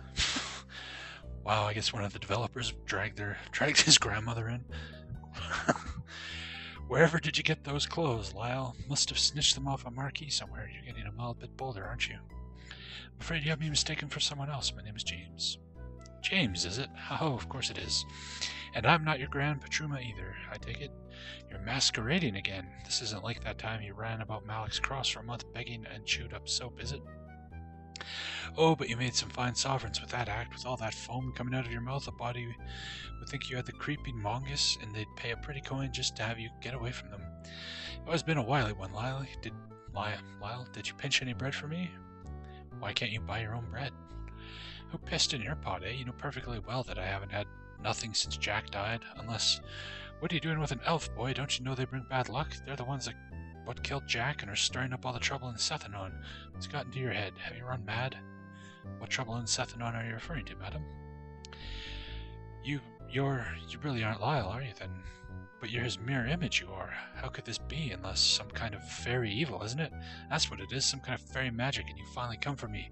Took Lyle's form. We aren't brothers of the dark path, miss. Please trust us. Perhaps I may bear some resemblance to this Lyle character you're talking about, but we're just ordinary folk. I would like to talk to Lyle, however. He sounds like he might be a relative.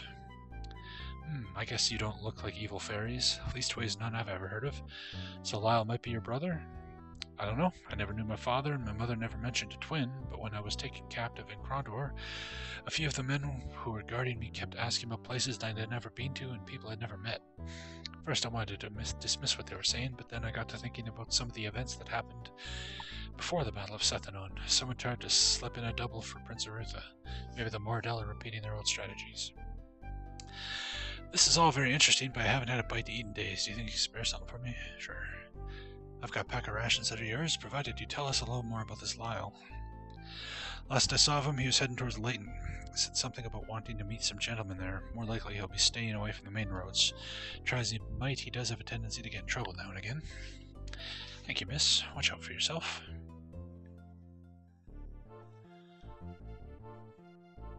And another exact same drunken story. Been to the temple, been to the house. Looks like we're done with this place. Okay. Bing. Assessment. I see. Okay, so we've got a quest here.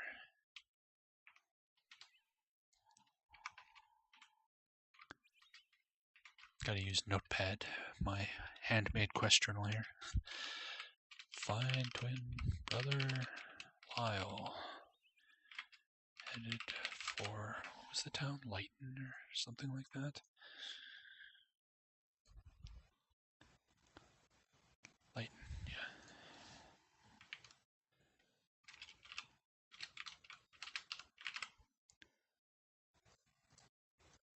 Alright. Back on the road.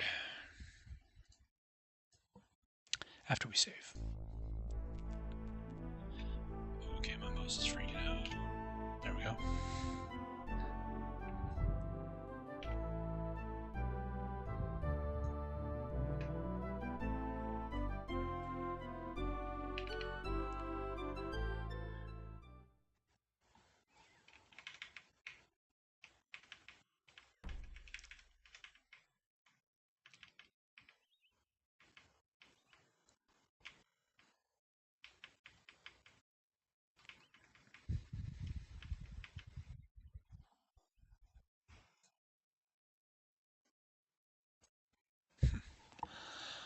Something over there.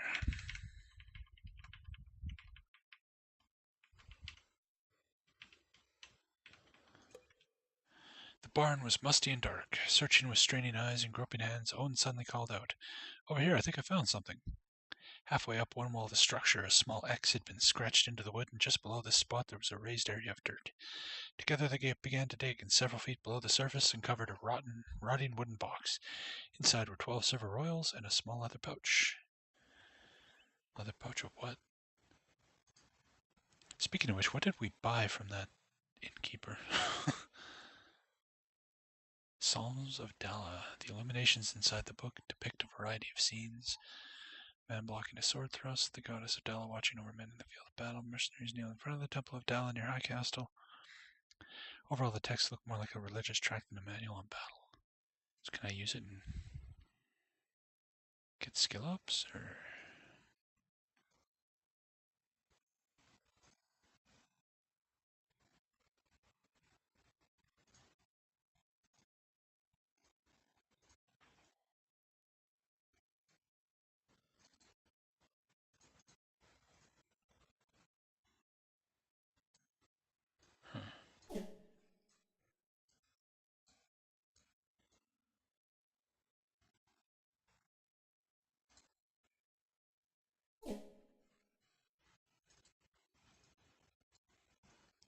Why does it have 100 charges though?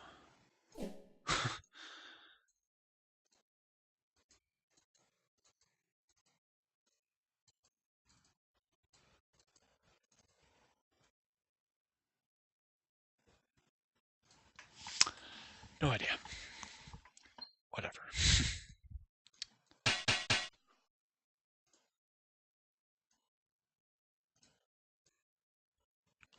Oh, right. Leather pouch.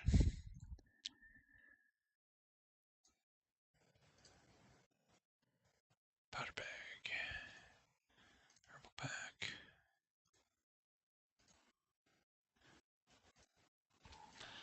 No idea what we just picked up. Not a clue. We need to rest. Fine. Have a nap. Black ribbon on the door. The ribbon is a sign of sickness. It's essentially a warning signal to keep others away. It seems someone has recently gone through this house looking for something. Perhaps I should go in and have a look around. Not unless I save my game first. We've already been afflicted by plague once by mistake. I'd rather not have that happen again. Thank you very much.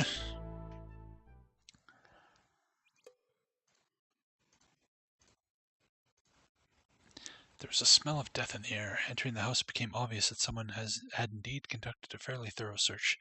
Seeing nothing of interest, James turned to leave. Come on, let's get out of here. It may be too late already. He stopped in mid-sentence as his eyes fell on a discolored floorboard in the corner of the room. Crossing the small house in 3 giant strides, he carefully used the tip of his sword to pry the board up. Then he slipped his fingers under and gave it several hard tugs. The board came free with a splintering crack. James slowly reached down into the dark rectangular hole and excitedly pulled out a small bag. Spilling the shiny contents of the bag on the floor, he began to count. 34 gold sovereigns, he said, probably the life savings of the unfortunate family that lived here. We will have need of this money, but I'll be sure to give a charitable donation of equal size to follow tally should we ever see Krondor again. Now let's get out of here. We may be paying for this small windfall with our lives. Yeah, everybody's sick. Which probably cost more than 34 gold to go cure, so that was thoroughly pointless.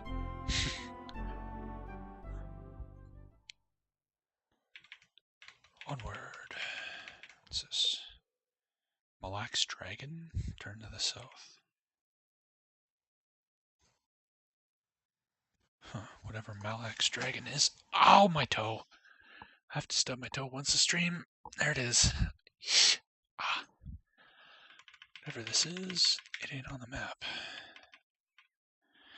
James squinted. While he was expecting to see the spires of some distant town or the smoke of a chandler's hearth fire at the twist of the road, he was surprised to see instead a grayish lump settled near a clump of young trees. Have you ever heard of a gray dragon, Gorath? James asked. Gorath shook his head. No, why? Because that's what may be at the end of this road, James replied. Feeling brave, we can go and have a closer look. Interesting. Dragon statue. Chiseled from dark stone, the statue of the dragon was rendered with frightful realism, its burning gaze surely as malicious in stone as it had been in life.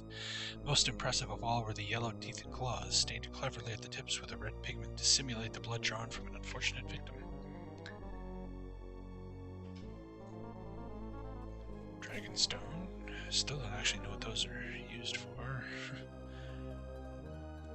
The statue was large. Walking around its base, Gorath couldn't help but admire the sinuous curve of the dragon's back, the whole of it covered with beveled scales. Rounding the tail of the creature, he called for Owen to come and have a look, but was startled by the clouded apprehension in the boy's blue eyes.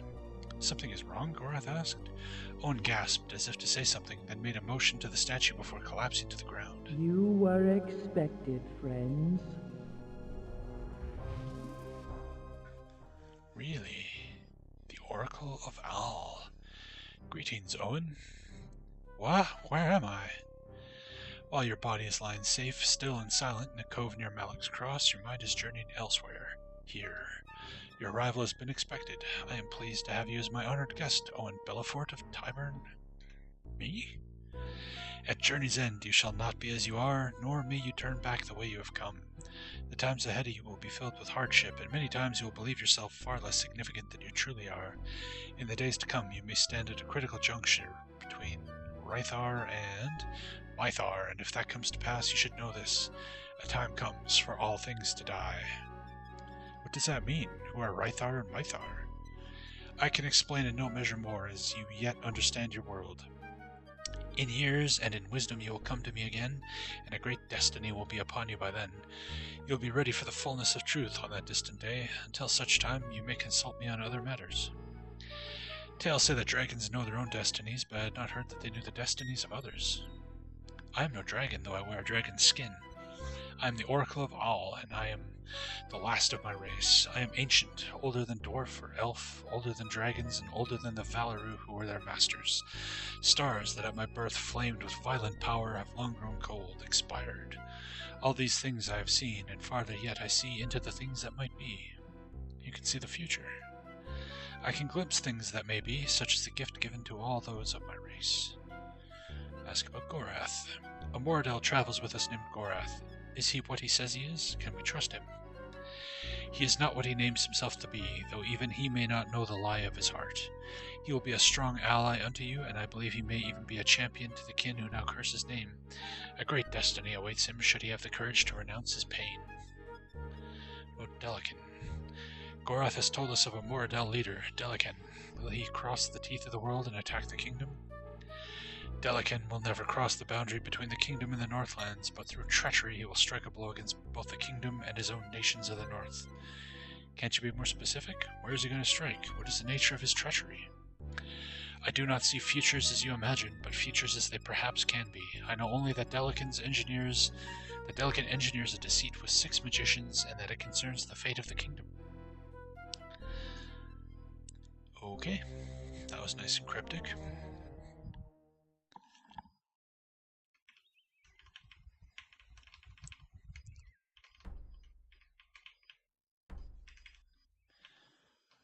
Onward towards Layton. A bird shot into the sky. We're about to get ambushed. Owen's scouting ability is increased.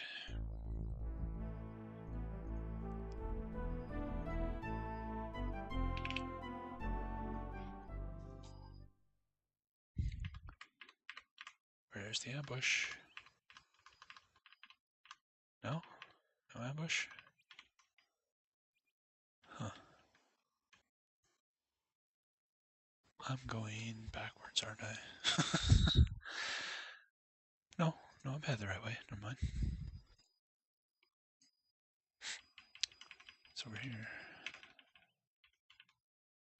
Campfires.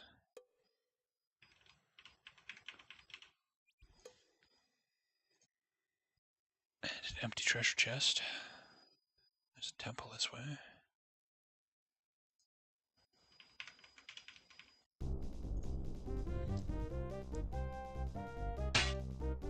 Ow.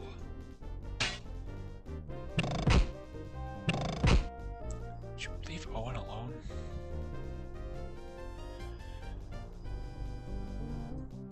So now you guys get to hear the meaty rendition of the combat music, but at least it will loop. Won't go dead after one round.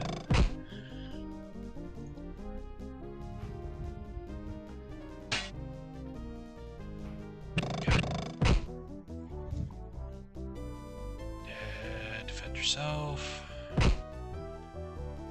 Shit, I can't catch him, so go deal with this guy. You're gonna miss, aren't you? We hit him. And then got the shit kicked out of him. Great.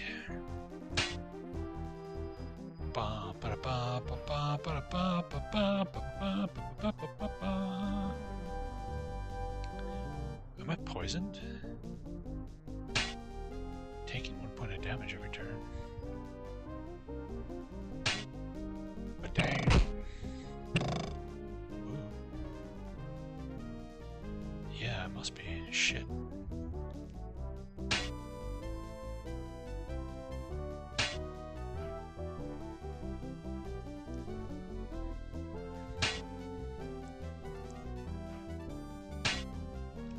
Ow.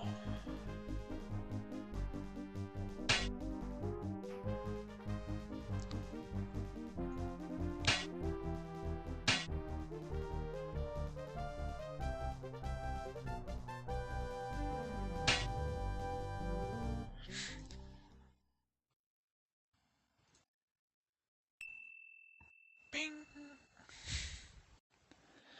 Owen was on fire. His insides burned like hot coals in a farrier's pot. This in sharp contrast to the numbness he felt in his mouth and lips. The poison that had spread through his system was slowly sapping his strength, draining him of everything but his will to survive. Okay. Why do you have defense tagged? Why is your accuracy casting gone down like 10%? The fuck? Okay, his is down because he's... Oh, so's Owen because he's damaged.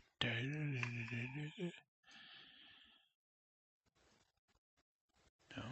We have poison cure somewhere. Here it is. Breaking open the bulb of anti-venom, Owen greedily drank down the contents, immediately feeling a rush of warmth spread through his limbs as it neutralized the silverthorn poison coursing through his veins. All better. Okay.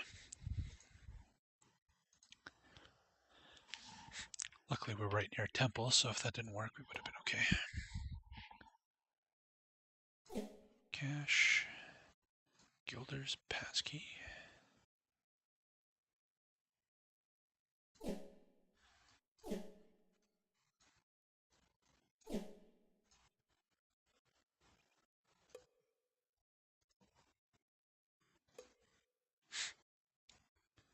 Poison quarrels, that's what was doing it. Motherfuckers.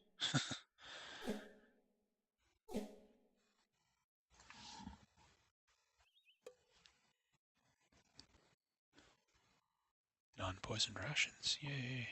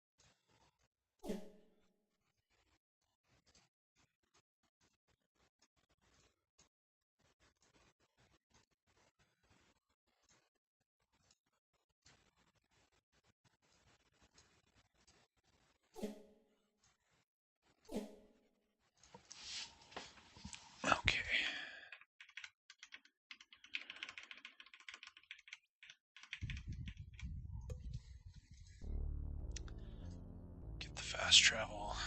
Location unlocked here.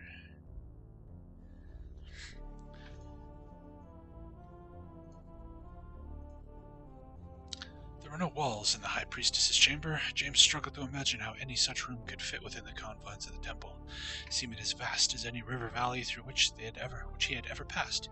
Even more startling had been the winding maze-like corridors the Death Acolyte had led them through to reach the room. Few rushed to speak to Our Lady. I am curious to know why you wish to converse with us. The High Priestess said softly. Geez, sorry. My phone's freaking out. I was just checking it. Curious why you wish to converse with us, the High Priestess said softly. A gauzy black pavilion draped her throne, obscuring from view all but her lithe form, limned in witchlight, and a single pale foot which she rested upon a skull carved of onyx. Why do you call on the drawer of nets? Seeing no point in lying to her, James shrugged. Curiosity as much as anything, High Priestess. I wish to learn a little more about what awaits me when I am no longer living, and you, short of the Mother Matriarch and Rillanon, are probably the one with the best answers. I do not like surprises. Unless you are prepared to devote your life to her services, I cannot help you. It is not something I may merely unfold for you in an hour or an afternoon, she said. I will say this, there is no joy or love in her realm, but neither is there sorrow or pain. You have nothing to fear of her unless you swear the oaths of a Nighthawk. Why, what would that mean? Pain everlasting, the High Priestess replied. Those who are Nighthawks have sworn a dark oath, and those of them that are known as the Black Slayers swear the darkest oaths of all, allying themselves to other gods or goddesses who would hold them free of the portal of death at the price of their souls. Once a man becomes a Black Slayer, he may only be called into her halls by an invocation of Limbs Cragma herself, the prayer of final rest. Just a little bit of lore, I guess. We definitely need to camp. Why do you have 4 rations? Share the love, man.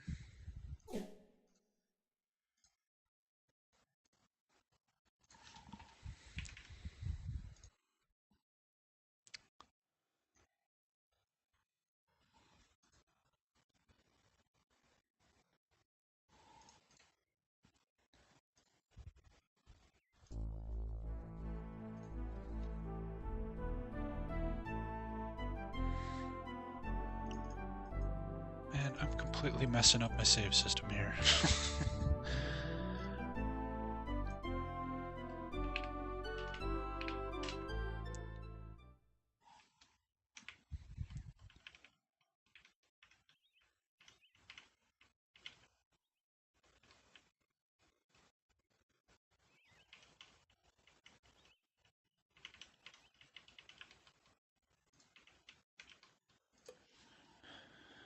Looks like this used to be an inn of some kind, but now it's abandoned.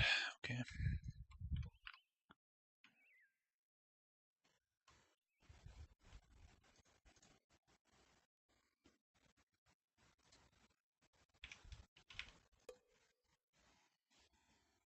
The well seemed normal, and yet there was something about it. Stepping up to take a closer look, Odin suddenly felt a powerful surge of energy enter his body. He jumped back in pain. Obviously, Owen said, rubbing his stinging shoulders, somebody doesn't want us to get too close to this well. Perhaps we should go talk to whoever lives in that house over there. Did that damage him? No, he's okay. Standing in front of the intricately carved door, Owen stepped forward. Those are magic symbols, said the magician. Carved no doubt by magic means. Nope, just a regular hunting knife. The figure of a small elderly man followed the disembodied voice around the edge of the house. I was up back tending to some chores. You're right about the symbols being magic, though. Carved them there myself. Name's Flower Wiggin. Thrilled to be in the presence of another magician, Owen smiled and said, It would have been easier to do it magically, Flower. I suspect you're right about that, but I'm not a magician. No, it was my brother who had the gift. Died a couple years back. The old man stared solemnly at the door for a moment, then suddenly cheerful said, Left behind a magic well, his legacy. It's guarded by a pretty nasty spell. Give you a good jolt unless I turn it off. You head on over to the well, and I'll give you a drink. It'll fix you right up and set you back only 25 sovereigns. Sure. Is it healed to full? The healing water was obviously starting to have some effect. Pretty good, yeah. Sweet. Full health. A little more expensive than an inn, but Gets the job done, doesn't take our food.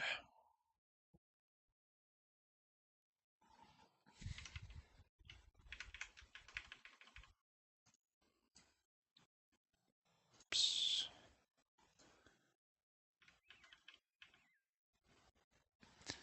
A well-armed band of men approached. "You shall not pass the way unless you pay a road tax," yelled one of the men. James put a hand on his sword. "Under whose authority do you make these demands?" he shouted. "Lord Layton. Now either turn back or pay us a tax of 25. Hell no. James stared at the tax collectors. Turning to Owen, he said quietly, "A battle against these men would be foolish. We should turn back and find another way around this mess."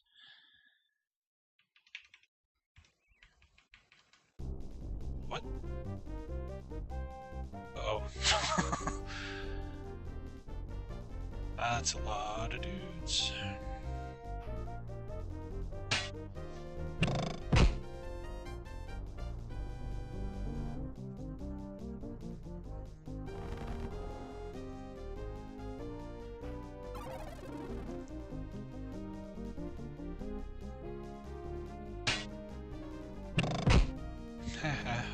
Got a little friendly fire.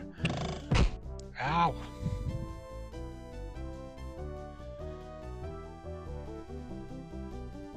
Really?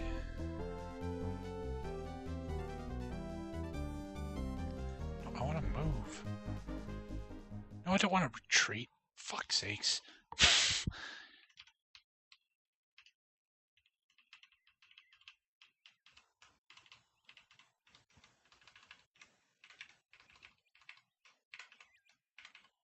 Okay.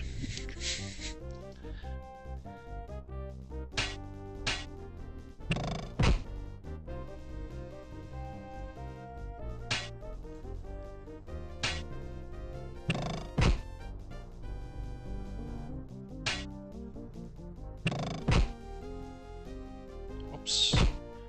Fuck. Thought that was James.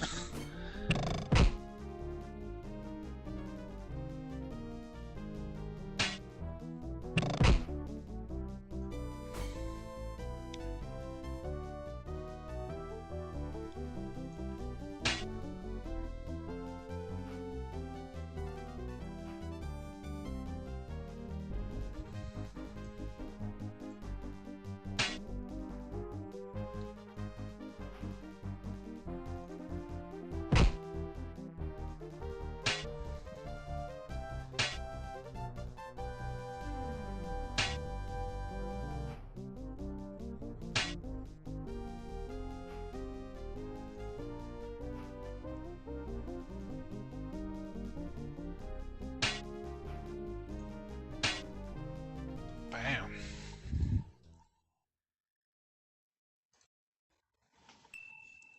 Ding! Where are the corpses? We don't even get to loot them? Well, that's stupid.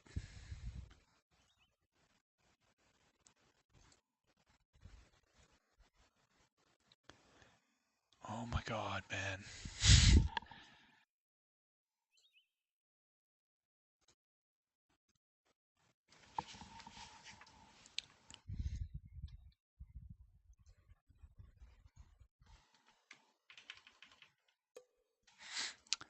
James pushed open the door of the wooden barn. Inside he found stalls containing a standard mixture of animals. The floor of the barn was covered with a pungent mixture of hay, dust, and animal dung that made his eyes water. He was glad when they left a few minutes later.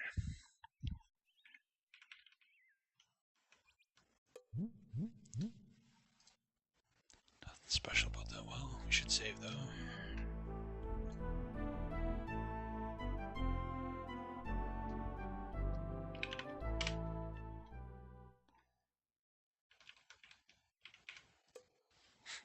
James looked around the small barn. Judging by the variety of livestock, he guessed that it was community property, perhaps owned by the citizens of Layton. He poked around a few minutes and said, "Nothing of much interest here. Let's move on."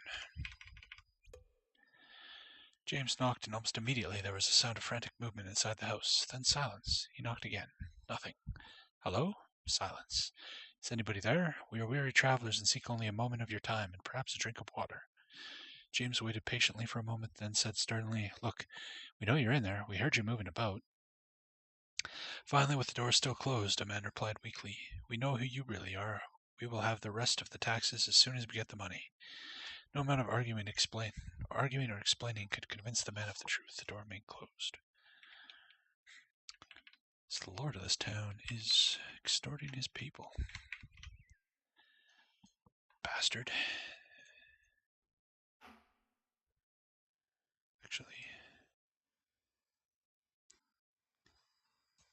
focus on weapon craft before we do that. Level it up faster.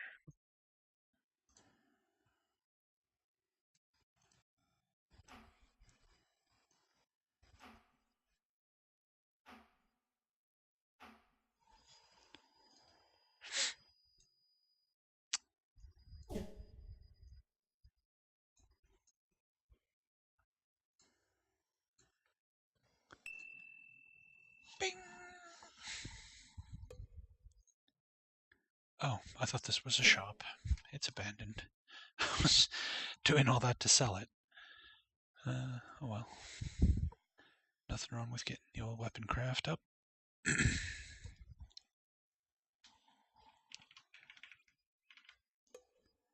James rapped on the tavern door. When it was apparent no one was coming to open up, James shrugged. Well, it seemed the common folk have taken Prince Ruth has lost a heart. Doors only open from midday to midnight. Okay, it's midday. Get down, Owen.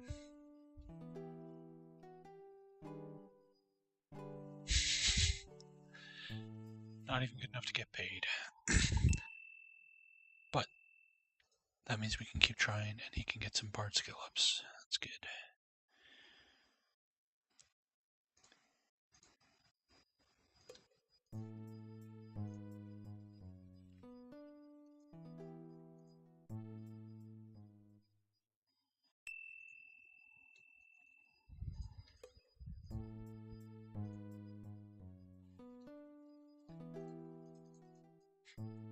I'm gonna keep doing this till you pay me, Tavern Keeper.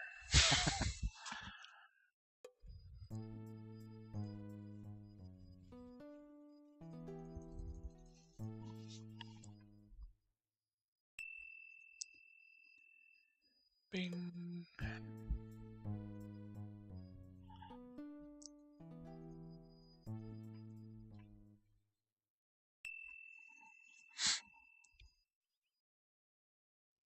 Nice. It's going up pretty good.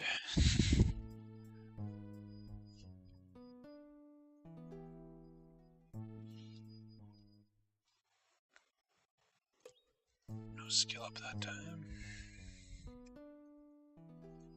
Yes, yes, yes. Ding. Is 50% enough to get paid? Nope. Damn, this guy's picky.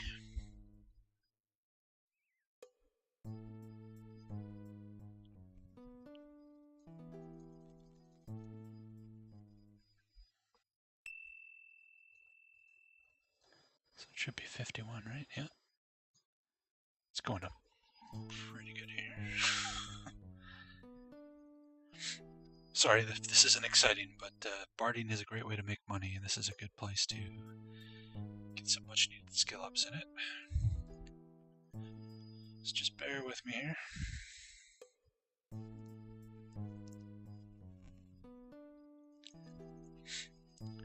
Just any of you guys live in a frozen wasteland like me? It's like minus 15, minus 20 degrees Celsius today. It's just like, oh, we got paid. 27 gold.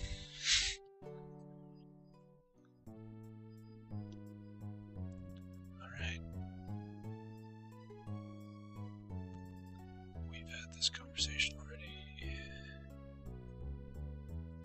Yeah, it looks like that for the generic people that don't actually have the word talk, there's just like a few generic conversations you can have. Yeah, let's buy rations. Not enough room, really. We sell hideous junk. Fuck's sakes.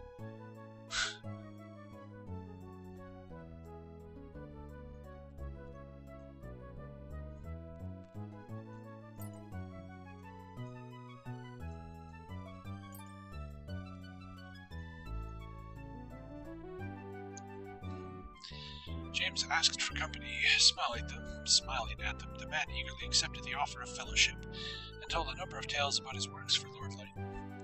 Unsure what in the man's manner inspired his trust, James responded likewise by telling him a few of the details of their trip to Romney, though omitting the specifics about Gorath's part in things. We. What does we mean?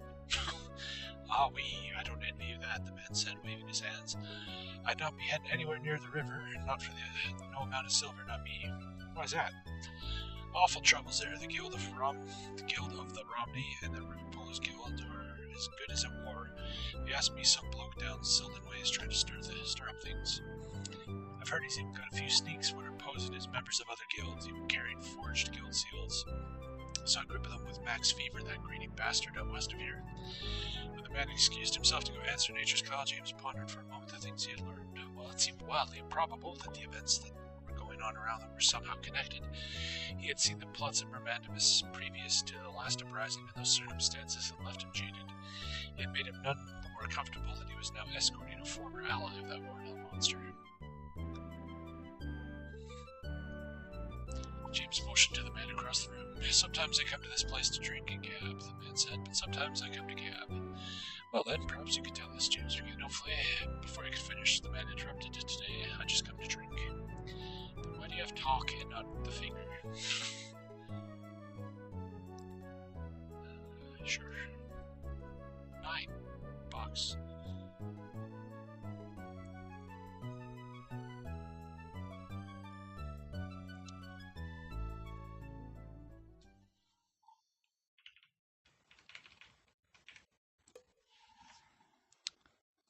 Nothing. Really?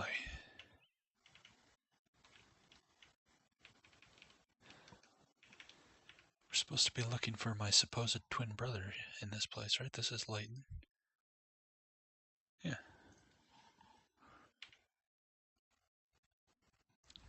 No other buildings. We've been...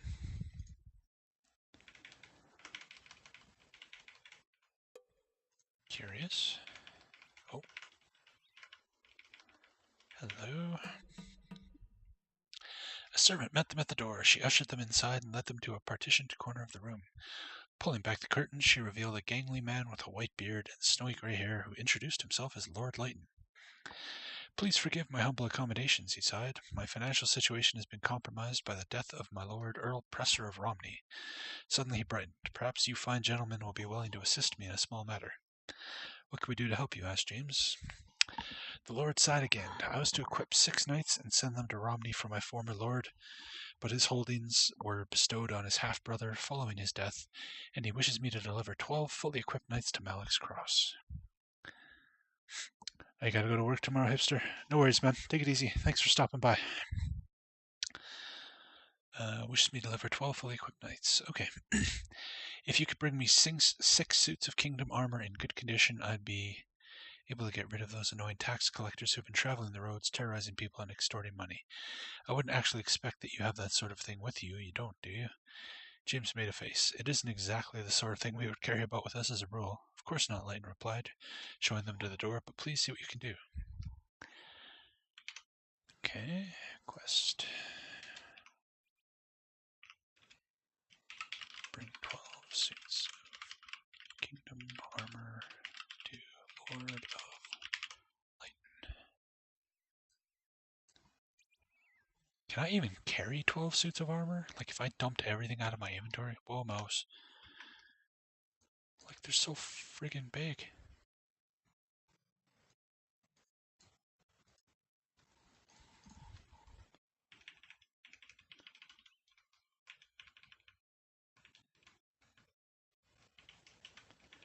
No sign of our twin brother, though. Huh. Think back here. No, nothing. Oh. I am Mabuk, Master of Locks. Not ambush, okay. Abuk. Excuse me, sirs. I will detain you only a few moments. Can you show me the way to Layton? I am told that there is someone there who requires my services to pick a Weber lock.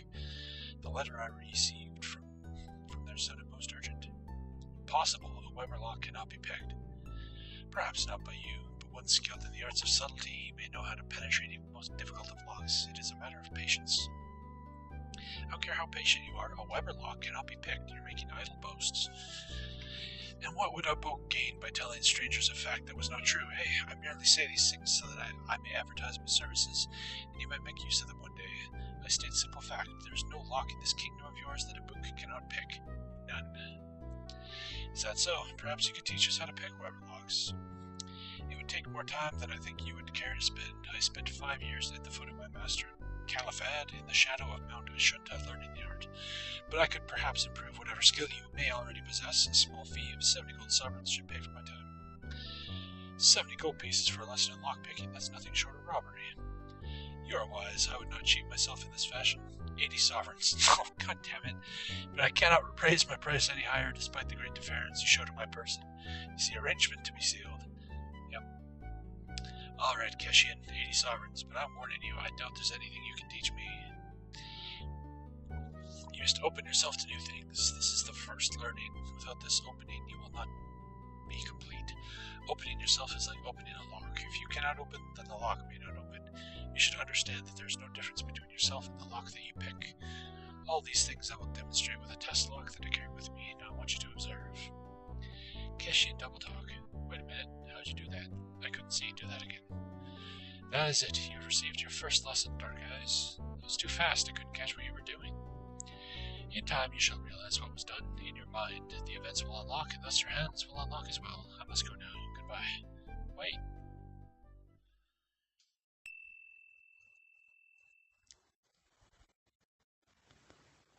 Looks like he got 5% lockpicking, I think.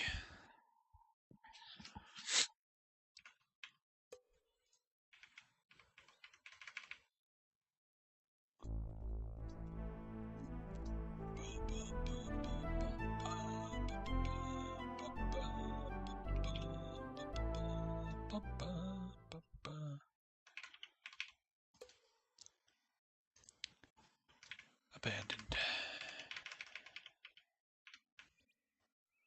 Where am I anyway?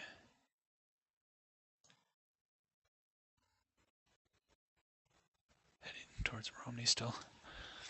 I wonder if we shouldn't backtrack to Sethanon just to see if there's anything there. I think that might be a good idea.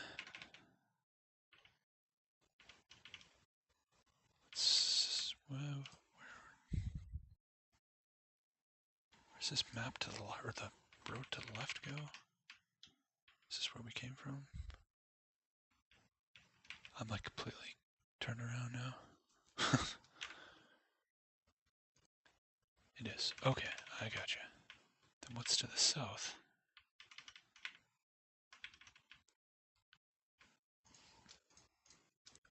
Fine. Have a nap.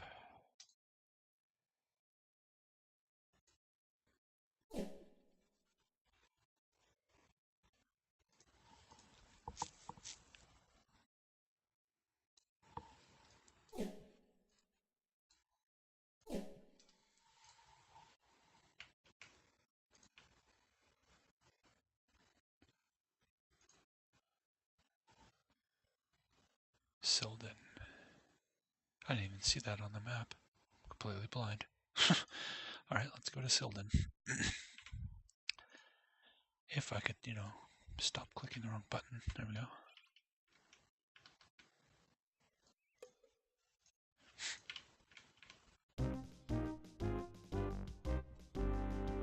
The men charged them. Withdrawing strange packs from their tunics, they pelted Gorath and Owen with globs of material that smelled terribly. Confused at first, Gorath examined the material and realized what happened.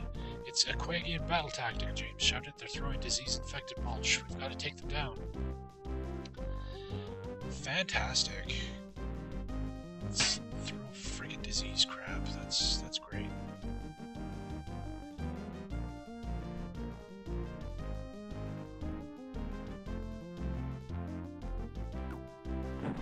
Boom.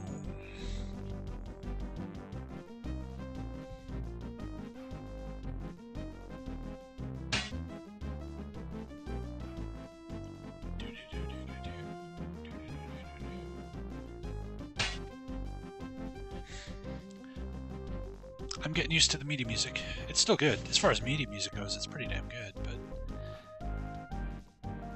Let's he dead? He looks like he's dead.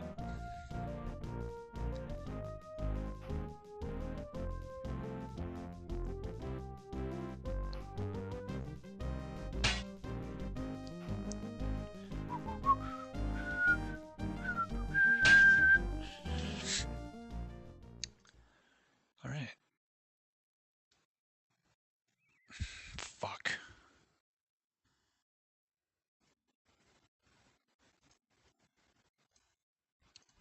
Everybody got plagued by that scripted little sequence. That's really stupid. We gotta find a temple. 84% armor. It's better than what you're wearing. Really? Why? It's barely... Ugh.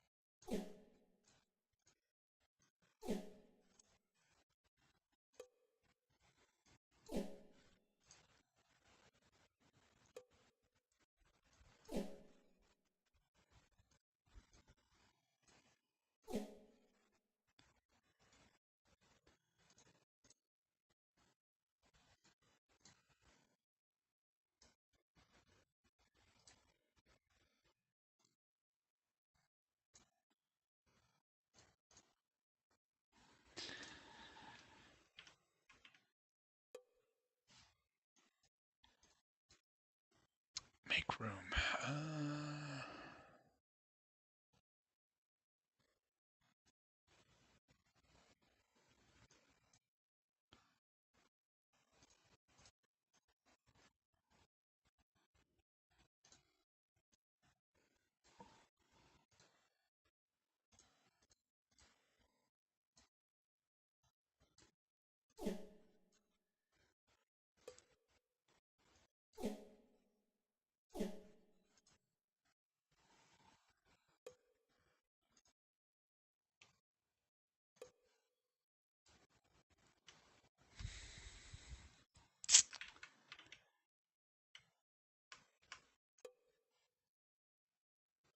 What's this?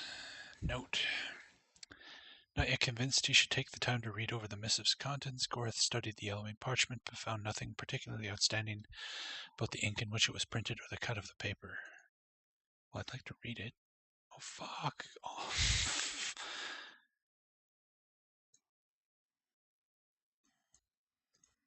Really, there's not enough room in this chest for anything. Can you carry paper? There we go. Crawler. The seals are perfect. We should have no trouble getting into Romney with these. Too much activity to store them here, though. Move the whole lot to a barn outside Layton. Paid a gold-grubbing farmer to watch over them. Okay. Barn in Layton. Hidden seals. Make a note of that.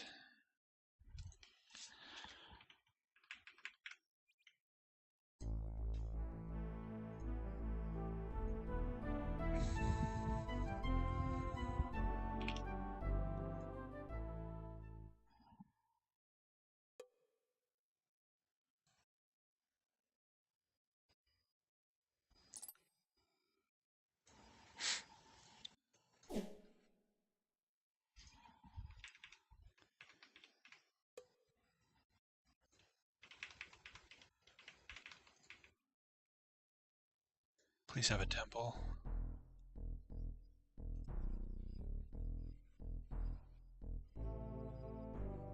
Of course they don't have a temple.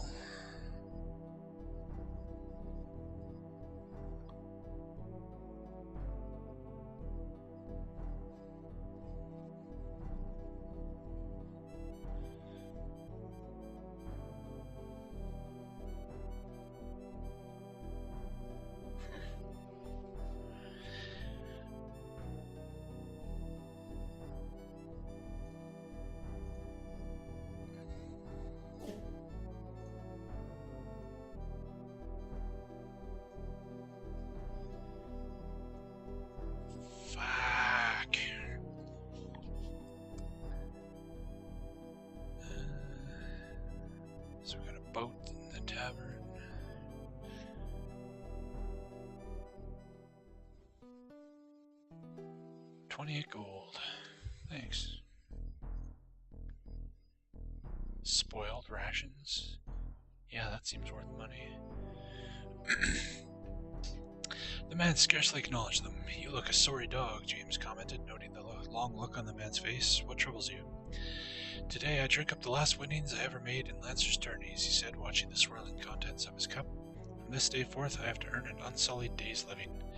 James arched a brow. "I wouldn't call being a Lancer a sullied profession." "No," the man replied with a pained smile. "Not ordinarily, but I'm beginning to advance in years, and my strength is not at all what it used to be.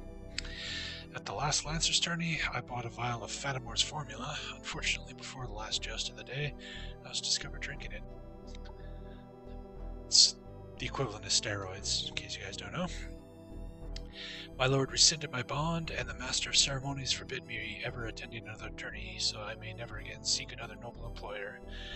Reaching into his belt, he pulled out a small vial and slapped it in James's palm. "All yours. I'll be happy not to see another drop of it in all my life." "Why give this to us?" "I'm not specifically giving it to you," the man said. "You were just at hand when I decided to give it up. But to give you an understanding why I'm giving it up, perhaps I should show you something."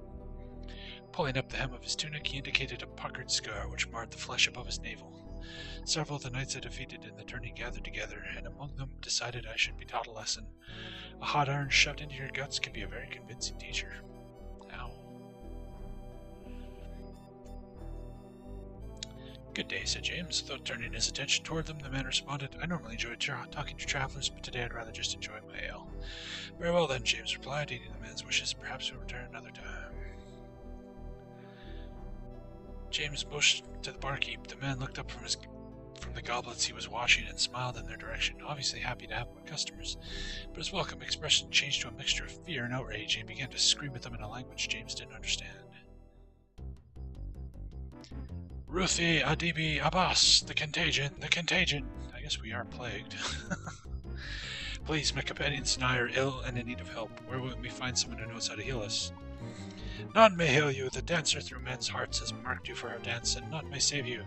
Go now, please, before you infect me. If a goddess has marked us, then only a goddess may be able to save us. What temples may be close by? Who's the local patron goddess? My men will be here soon. You will regret waiting. Tell me where the nearest temple is, or I will come over there, pin you to the floor, and my companions and I will take turns spitting down your throat till you crawl with this disease. Where is the temple?" "The Mist Devil is anchored in harbor, and it sometimes will take passengers to the Temple of Eortis on Temple Isle. The men on board will ask for 10 gold pieces. I hope the boat crashes and takes the 3 of you to your deaths. Now be gone!" "And none too soon. Expect another visit from us, barkeep." Alright, well, we got a way to heal ourselves on this here boat. James shouted at the ship. Appearing at the railing of the ship, a golden-haired man waved down at them, advising them to stand clear of the net that was coming over the side. "What ship is this?" James shouted. "The Mist Devil this is," the sailor replied proudly, pounding the railing with a fist. Only ship fast enough to have slipped away from Captain Trenchard. We're readying sail for the Isle of Eortis at the moment." James considered for a moment. "How much for passage to the isle?" 30 gold sovereigns." "He said 10. What the hell?" The sailor called down. "Are you interested in making the trip? If so, come on up the gangplank." Well, we need to heal ourselves, so... They boarded the ship. Within minutes of weighing anchor, the Mist Devil sped across the narrow channel which separated the Isle of Eortis from the mainland. After an eternity of the distant horizon seeming to grow no closer, they eventually docked with the help of a rudder pilot. Any secret thingies? Doesn't look like it. Mysterious as the terns and plovers who made their homes in the stony cliffs of the island, the Temple of Eortis' origins were clouded in myth. Inhabited by a splinter faction of the Temple of Killian, the priestesses who took up residence on the desolate isle believed their prayers would one day summon the ancient sea god from oblivion. No fast travel here. Cure. The priest shook his head. "I am only just now training to be a healer," he said, directing his gaze at the floor. "Until I've learned more, you'll need to have High Priestess Bela attend any healing you require." Okay. James motioned to the figure across the room. The woman nodded and made her way across the wooden floor until she was standing before them. Eortis waits. Speak your "Please business." heal me. Heal me. Among you there are injured that need looking after. The ship should return here soon. I would advise you seek help as soon as possible. But that's why we've come. The shipmaster in Sylvan said we could find a healer on this island who could help us. You've been misinformed. I'm not a priestess of Sung, and Eortis concerns himself solely with the denizens of his kingdom of the sea. He may act only on their behalf. Thus is his purpose is deigned by the will of Ishap, the one above all. When I was young, I was fortunate enough to have learned something about how temples all worked. I thought I remembered that a god can sometimes be compelled outside his purpose in return for a duty of obeisance. That is true, but Eortis is but a shadow of what he once was. Upon a time, before the Valeru warred with the gods of Midkemia, his influence was as the depth and breadth of the seas and all that moved across them. When at last he vanished, Killian assumed control of this realm, but here some essence of what he was still survives. We cannot communicate with a god that is lost. But if we were to act on his behalf, do you think he would grant us a favor? I cannot know. If there were more than an essence of him in this place, perhaps we could commune with him and learn his thoughts. But we of the Order of Eortis are the servants of a vanished god. We see his will only in very small ways. Perhaps we are here to serve that will. What can we do to help you? I can see no harm in your request, but I can guarantee you no measure of success or failure in your efforts. I can depend only on what the omens may tell me. Perhaps Eortis will stir from his slumber to grant his favor. Till then, the Mist Devil will bring you no longer to the Isle. Could you at least give us an idea where to start? You may be able to read the god's will in the falling of a sparrow, but some of us are not half so clever. Of late, we have had many tell us of the Sulky, who sometimes linger near the rivers, have become disturbed. If you may find them all and lay them to rest, it may serve your purposes. I will warn you, however, that many of these sisters of Eliam are wily and find ways to hide their presence. Many do not wish to be sent into the halls of Limbs Cragma. You will need to be clever in finding them. This is my advice. Great. As they filed out of the inner sanctum, Bela suddenly dropped her knees behind them. They rushed to her side, but she had already gained her feet as they reached her. I am sorry, she said breathlessly. Eortis' touch is sometimes overwhelming. Though I cannot understand the meaning of it, something in you has aroused his interest, and he has smiled on you this day. Good luck to you. Okay. Quest. Kill Sulky along the river. Doesn't really seem very helpful when I'm plagued, but okay.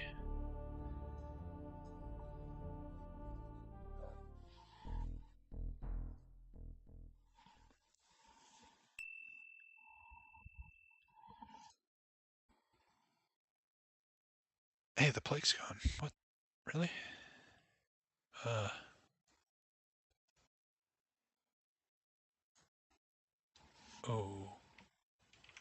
Okay. Cool. Does that mean we can stay at the inn? And heal? Because we are in rough shape.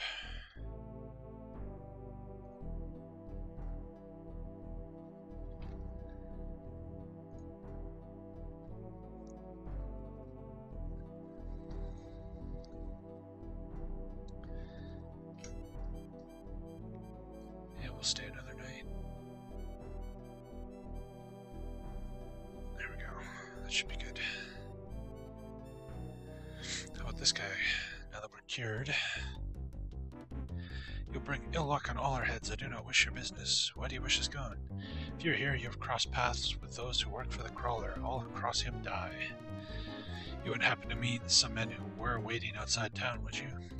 I will say nothing more to you. I am content as a living man. I can understand your fears. I'll ask no more questions of you for now.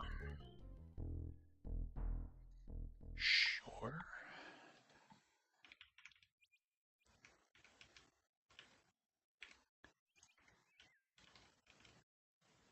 No, I don't want to go back into town. I was trying to walk along the river.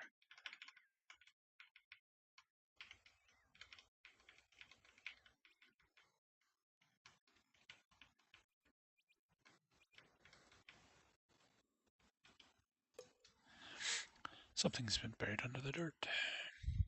Ooh. Oh, value rating 7%. I rescind my ooh.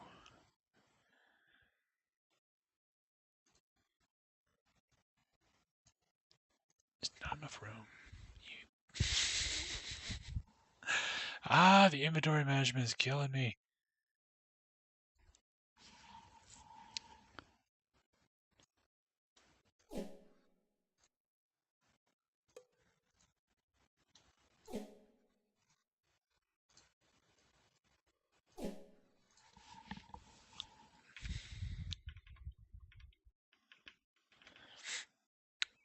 Oh, these were Sulky? Uh-oh. Hold on. Never fought anything but normal people here, so... Let's save. Oh, for fuck!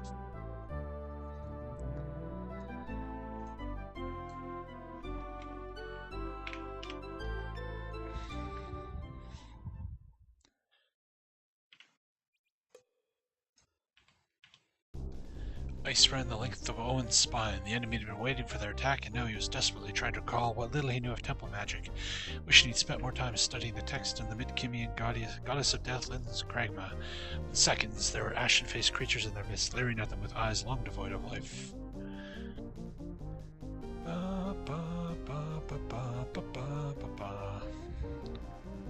Uh-oh. That's bad. Right back at you?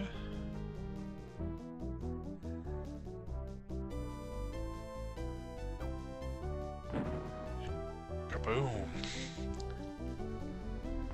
Okay, I just hit her for 60 and she's not dead. That's bad.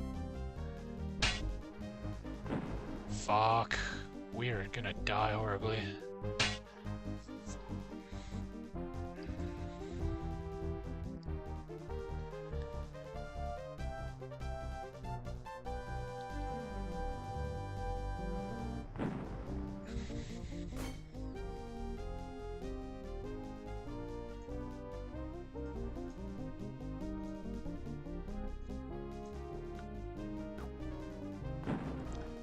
It's not the one I was aiming at, but okay.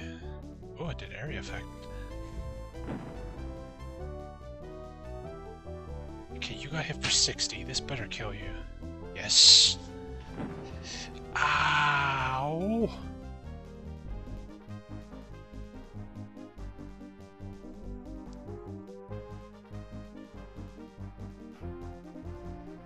Would you stop that?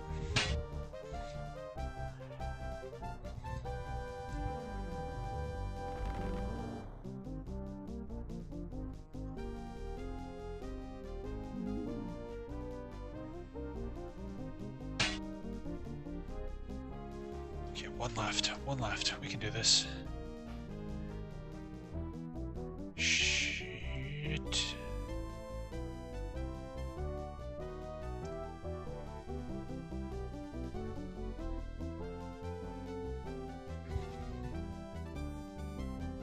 She moves too damn fast. I can't hit her. I can stand next to her, which blocks her casting her stupid spells. Oh, this... Yeah, there we go.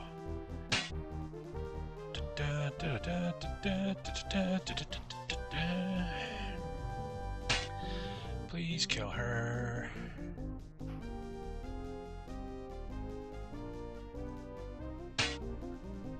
Yeah! The creatures had vanished.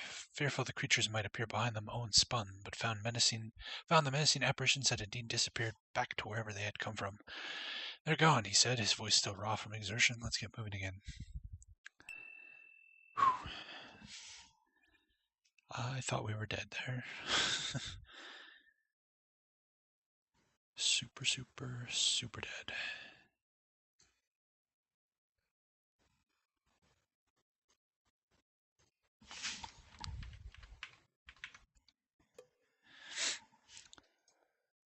$17 silver. That's our grand reward. So does that count as all of them?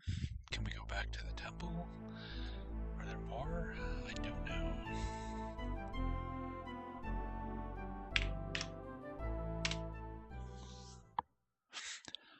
Here, I'll be back in like 10 seconds. I'm just gonna grab a fresh bottle of water.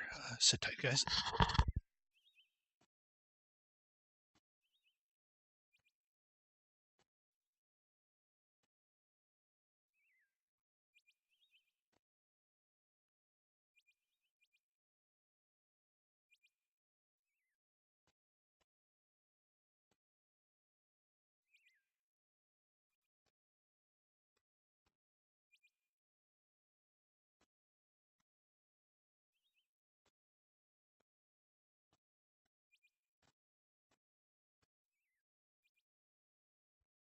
There we go. Sorry about that. game has a lot of talking, and talking is thirsty work. Is that more? Oh, there's more. I don't like fighting these things. They're crazy.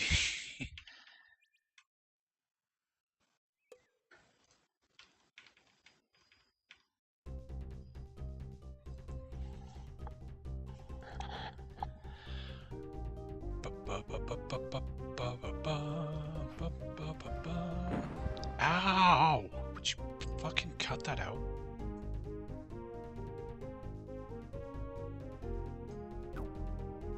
Fuck! That sucks so bad. That takes 20 of my life to cast that spell. And I miss. So I just spent 20 hit points doing literally nothing. Okay, go stand there so 2 of them can't cast.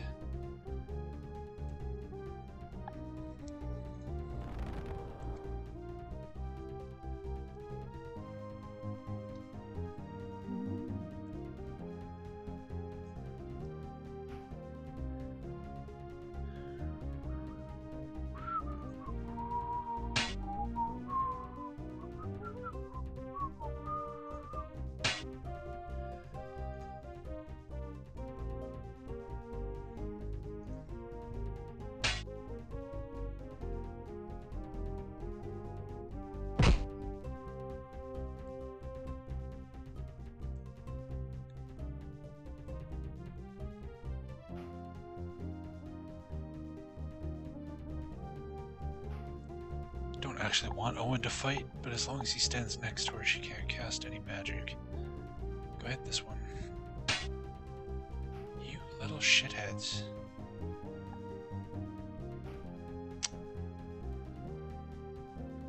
Nope. Oh, I misclicked. Ow.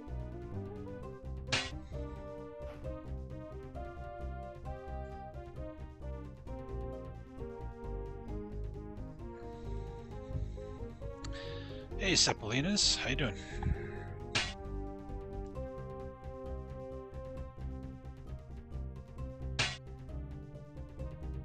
Finally, one's dead.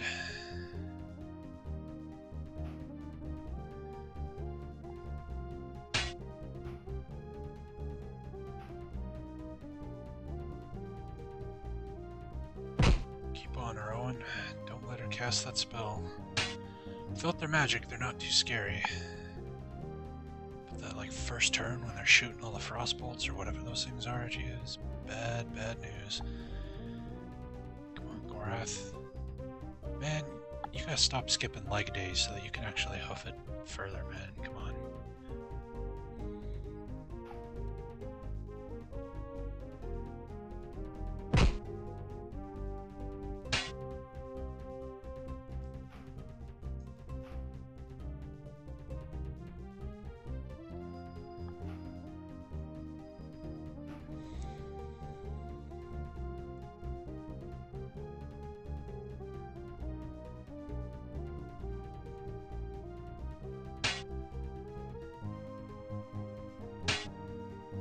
Die anytime now. I'm totally cool with you dying. Nice! Owen took her out. Yeah, Owen! Accuracy melee went up. Yay!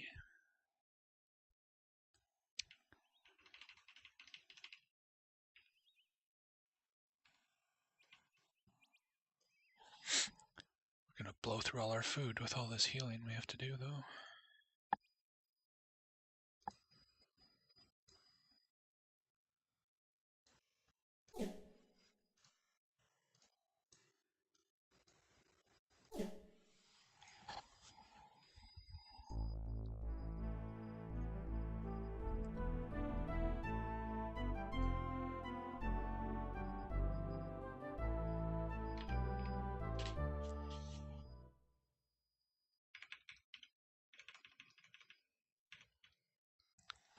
James stopped. With a puzzled look on his face, he turned to Owen.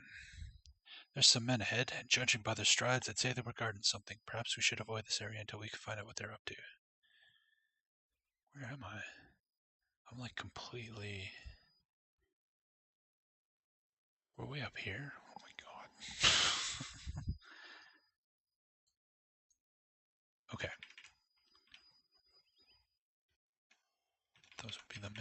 question.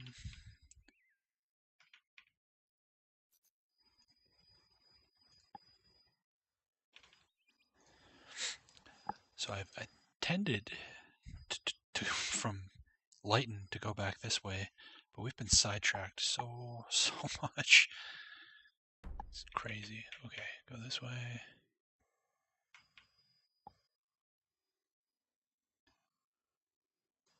Really, I gotta fight them every time.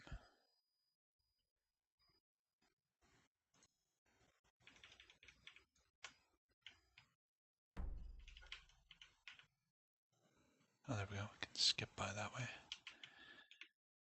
I ain't paying your stupid toll.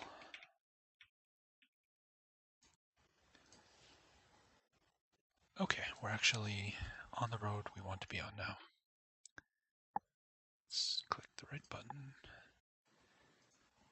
Get some daylight here. And move on.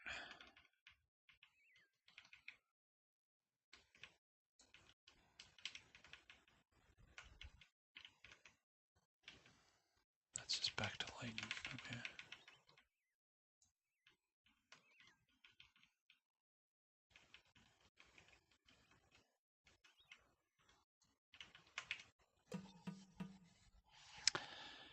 James knocked on the door. After several seconds, a large man greeted them, introducing himself as Herschel. He invited them inside and offered them some food and cold ale. They discovered while eating that Herschel's house was an old relay station, and he regaled them with stories about it until they were finished with their meals and ready to leave. That was thoroughly pointless.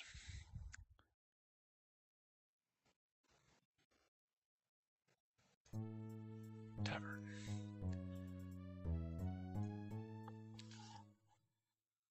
Let's get our guitar fingers ready. Oh, he's already focused. Shoot.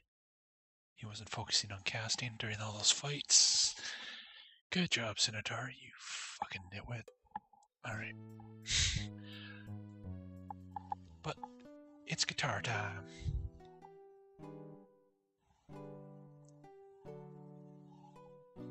That was nice, the tavern keeper said with a smile. Doesn't sound nice. But we got 26 gold, so.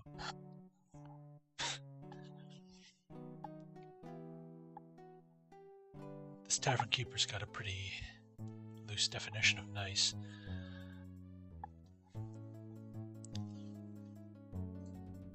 Hello there, may I buy? I can't open up the shop. I don't care how much you have to offer or who you are. I can't go in there again. I was offering, miss, to buy you a drink. Oh, sorry. I was thinking you were stopping in to buy something from my good store across the road. Since my father's death, I've had the run of these two places, the tavern here and the good store across the way. You know, I've had folks in there for a week by last count, all offering money for a sword made by a hermit up north. Fool that I am, I sent the word out, but that was before things started happening in my store. I've since closed things up for a bit. Closed your store? Why? What sorts of things were going on in there? You'll think I'm foolish. I think I'm foolish. Tell me and I'll listen. If I laugh once, even once, you may upend a cask of ale over my head. You'll pay for the cask if I do. Alright then, I'll tell you. In the past few weeks, I've seen a man prowling about in my shop. That's easy enough. Between companions and myself, we can get rid of your prowler by dinner time tomorrow. Can you now? You've run through ghosts as easy as that? Poleaxe poltergeists in your spare time? Ghosts? The prowler of yours is a ghost? Told you wouldn't believe me. I'll put it to you though, if you can find a way to put the ghost in my shop to rest, I'll reopen my shop and give you the gallon grief maker that I bought from the hermit. Simple as that. That offer is nearly as attractive as the woman delivering it. Thank you, fair lady. I want that sword. The sword sounds cool. The gambler shook his head. I'm afraid I've come to the end of my funds, he said. Perhaps when I've recouped my losses, we can play again. James nodded. I'd like that very much. Good day to you.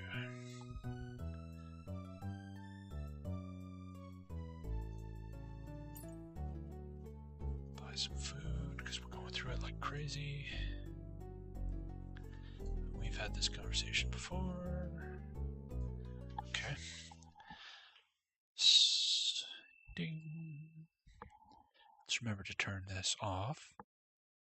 Turn that on. So that my wizard can, level up as a wizard. Alright, so this must be the so-called haunted shop, eh?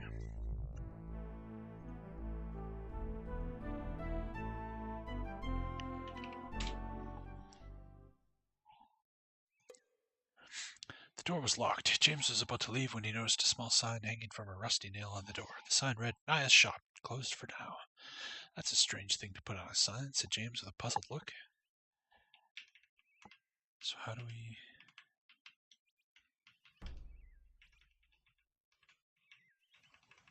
Something over at the graveyard.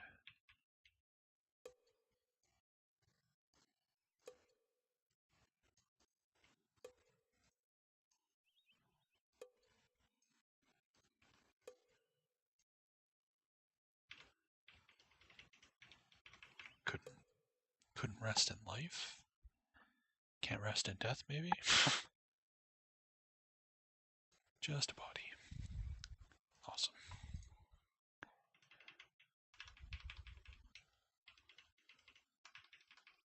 Huh.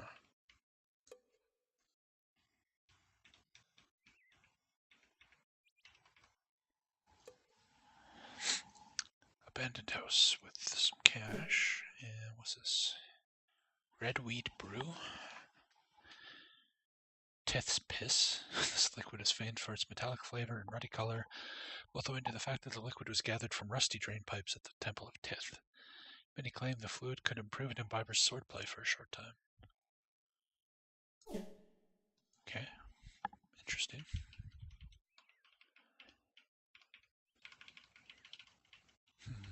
Let's...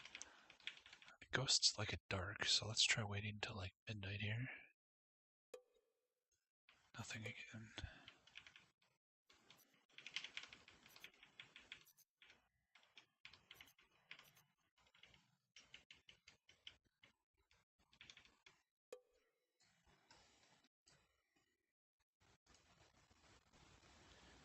Huh. I don't know. Where are we? This town doesn't seem to have a name, whatever it is. So make it hard to put on my quest notes.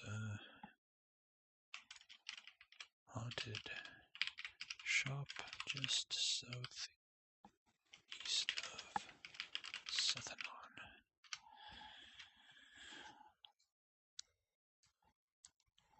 For those who have been following, I have to... This game doesn't have like a quest journal, so I've got a notepad file open here and I'm making my own notes.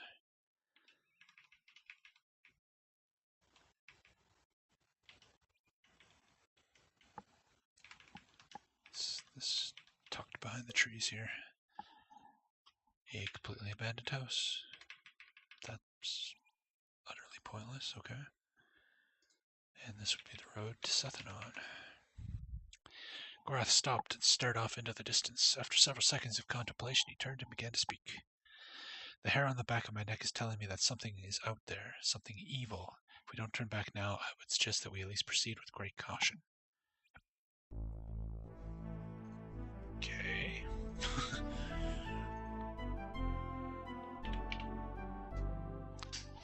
I think one of the books is called Darkness at Sethanon. Maybe this is related to that. I can't remember what the book was about. Hollow stump.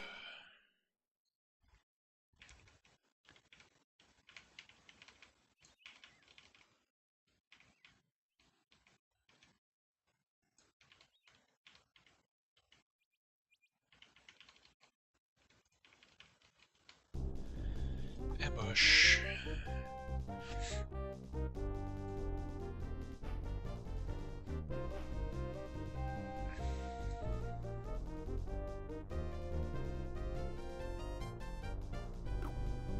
You stupid shithead.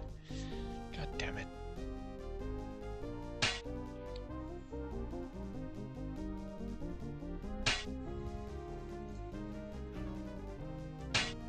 Ow. Leave Owen alone.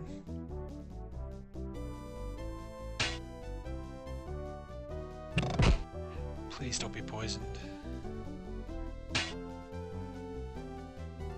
Get out of there.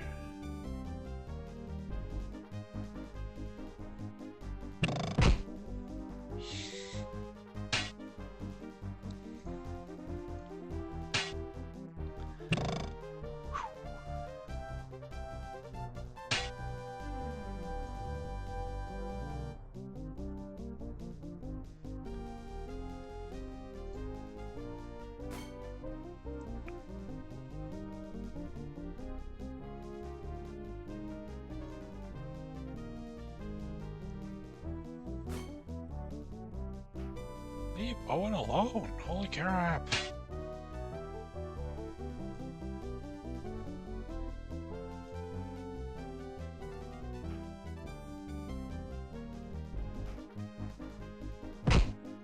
Shit, I didn't actually mean to do that. Ow. Get... Oh, I can barely even move because he's so hurt. Shit. Kill him. Okay.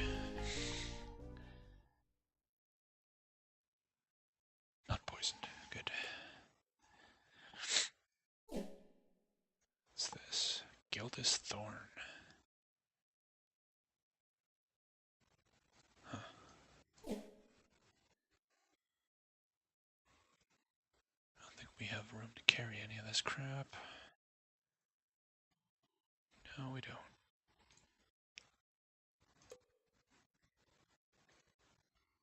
Poisoned rations. Yeah, I don't think so.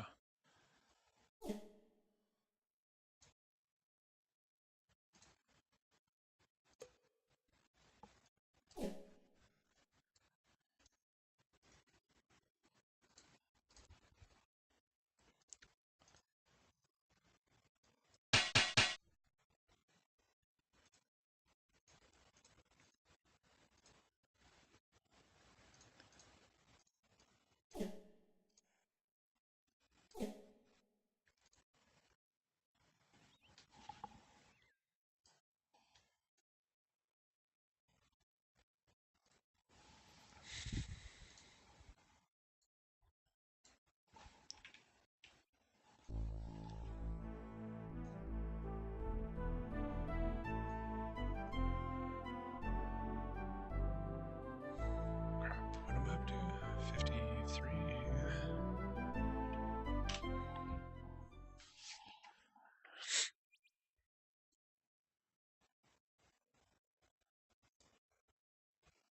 Oh, we went past where we're trying to get to. Oops.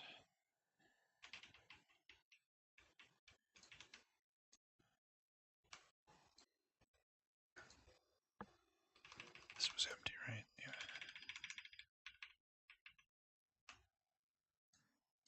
Yeah, you told us about the whole evil thing.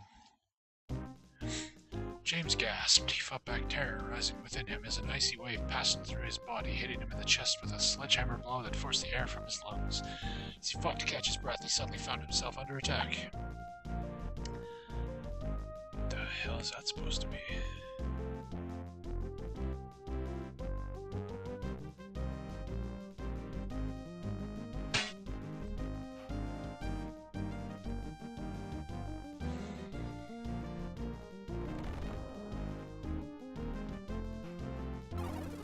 Let's try blinding it.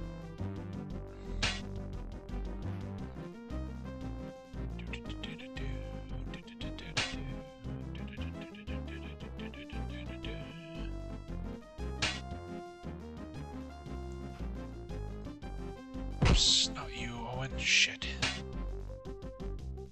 That's dead, whatever it is. Okay. I have no idea what that was, but didn't do anything overly threatening or weird. Good God, would your melee accuracy go up already? You are so shitty. Scouting went up. Oh, his health is going up. That's good. Nice.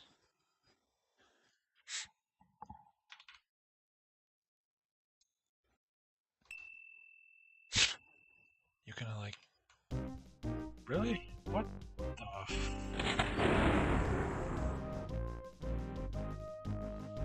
Uh-huh. Something tells me we're not supposed to go this way. Call it a hunch.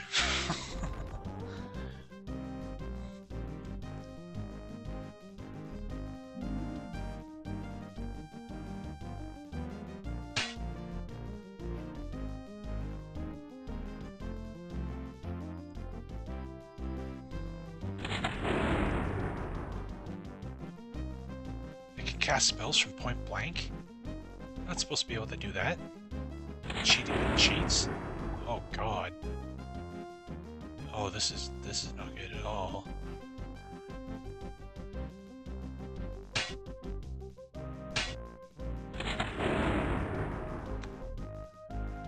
We're gonna be loading our game, I suspect.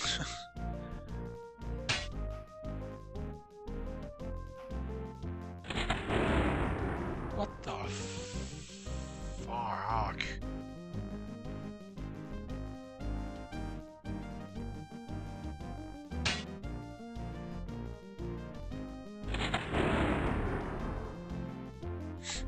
If the other one wasn't doing this, it's because I blinded it.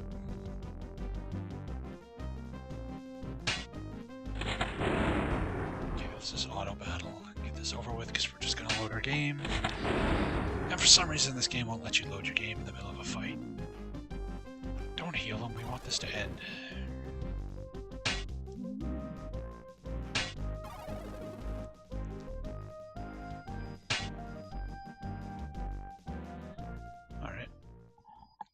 So it looks like blinding those things, whatever they are, is the way to go. But I think we're gonna just turn around and head the other way. Fuck whatever this is.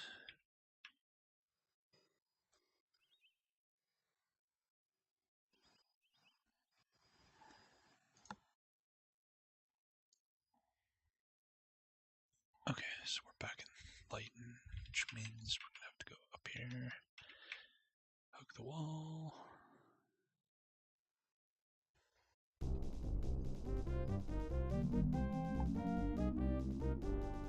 Uh-oh. Okay. So these quote-unquote fights are kind of weird. They're traps. But as long as you don't walk in between the pillars, like if I go here or in there, my guys will take an insane amount of damage and die. What?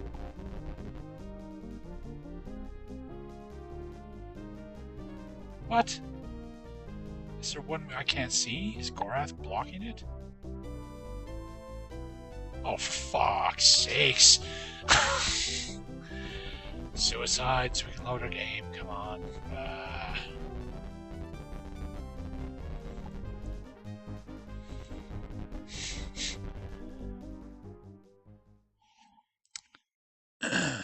Yeah. Well, there you go. That's what happens when you walk between the pillars. It's also what happens when this big-ass elf blocks the goddamn sight of them. That was cheap. I refuse to accept that death.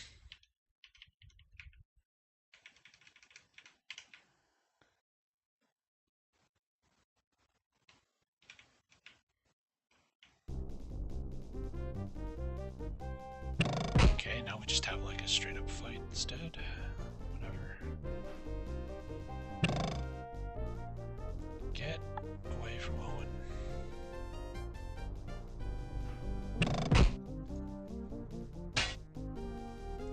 I said, get away from Owen.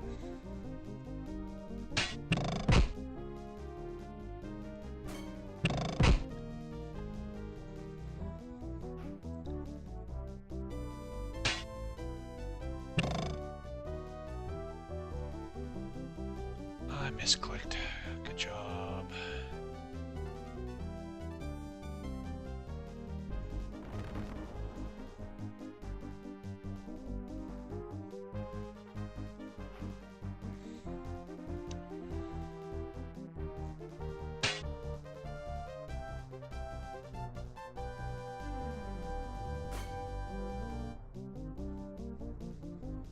Okay.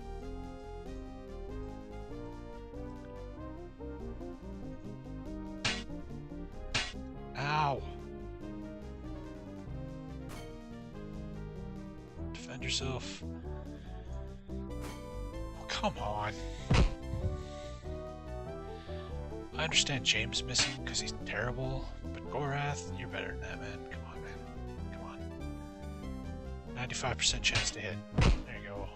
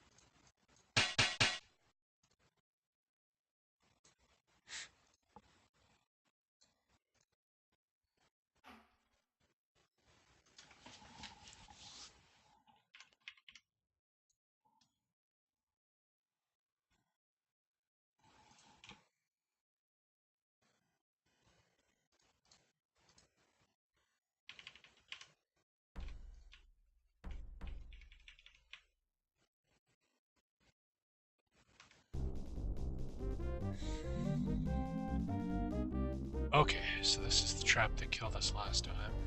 So let's hold off a second here. Gorath, get your big ass out of the way. Okay. So we need to go, like, over here. No, why'd you go up? Fuck! Ah, you stupid pathfinding.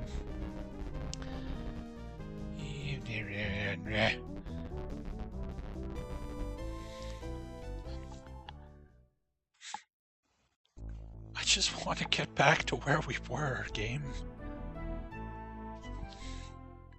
Is that too much to ask? Did I get away from these crazy ghost spell magic, whatever the hell they are, shooting things?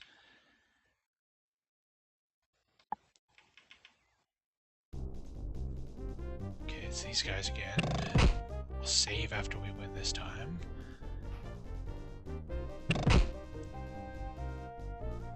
And like before, this guy wants Owen's nuts, so let's get this sorted out.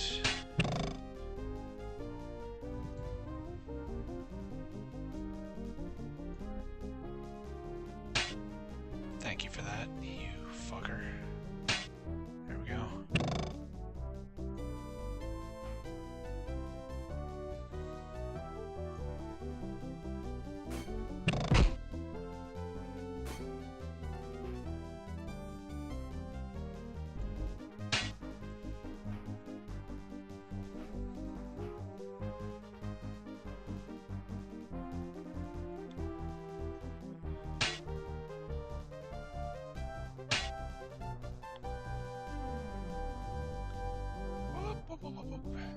Run away.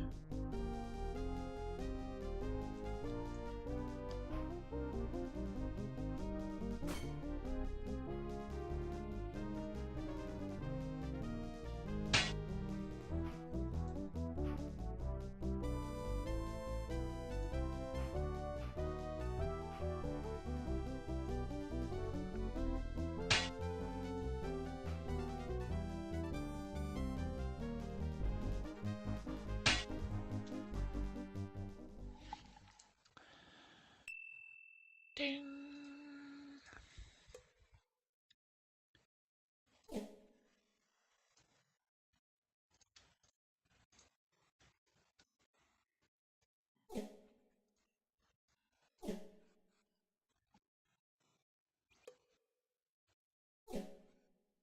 Ooh, this armor's good. Crossbows are worth a lot. What can we toss that isn't worth shit? These armors are really not worth anything, even though we need them for a quest. We don't have anywhere near enough inventory to do it anyway.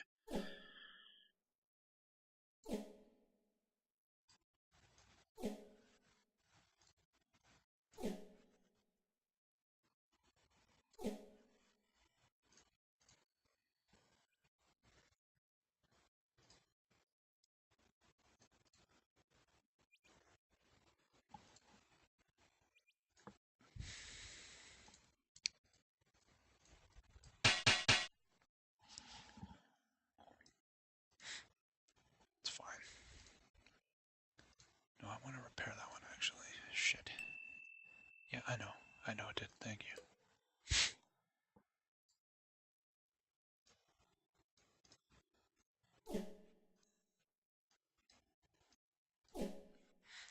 While I'm at it, let's get a little more practice.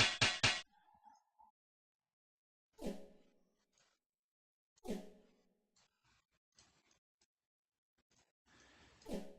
do that one any further. Nope. Shut up. Okay. We searched. We didn't get this guy's stuff. Non-poisoned rations. Take them.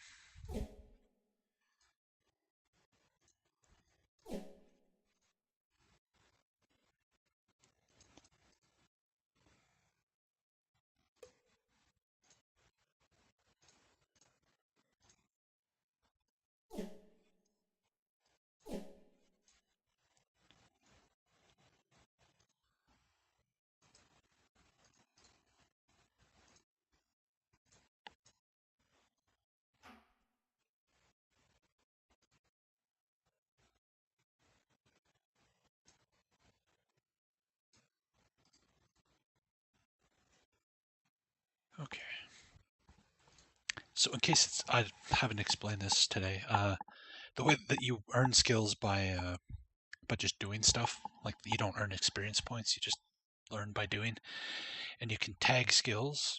That's what the little light on the hilt there represents, that you'll get more learning points in that skill when you do things with that. You can tag a bunch, but the more you tag, the slower you learn, so it's best to focus on one thing at a time. Like, we're trying to get his accuracy up, so he's just accuracy. But you want to switch, like when I go to repair, switch to armorcraft, level that up faster, switch back, you know. You gotta kind of micromanage it, but it's the best way to level up, so that's what we're doing.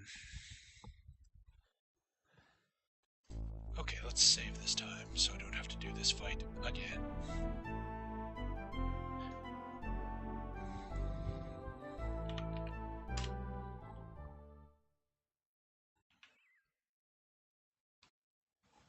Not gonna pay you because you guys are stupid. Apparently, I just stepped forward too much and triggered this fight. Okay. Fine.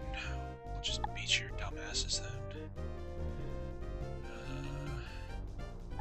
You should probably just defend yourself, man.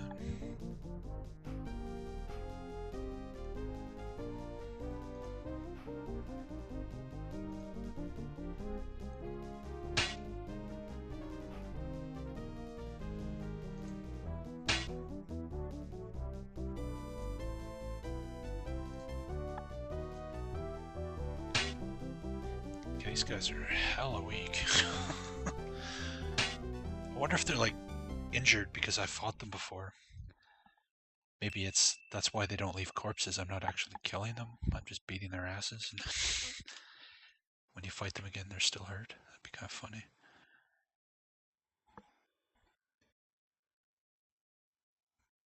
Okay. Okay, so we follow this road, and we can get back on course. We want to go north here.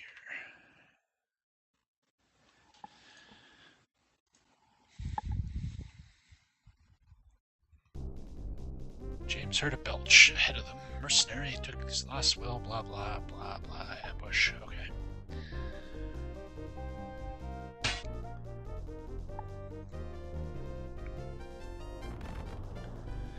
To spare thy eyes. Pew.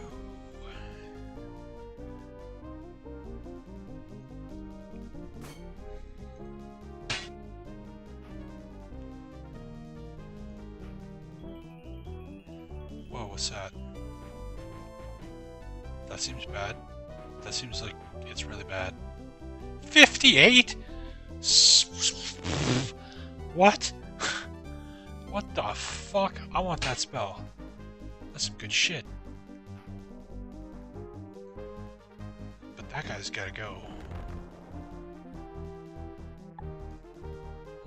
Please don't miss. He's too far away. Oh, come on. Now I'm mad. What the hell?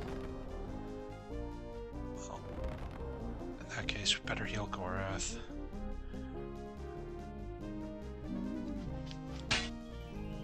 Oh,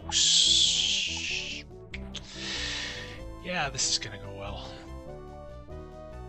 52, eh? Is that all? He has 1 hit point left? Defend yourself. Kill this guy, please. Shit, this is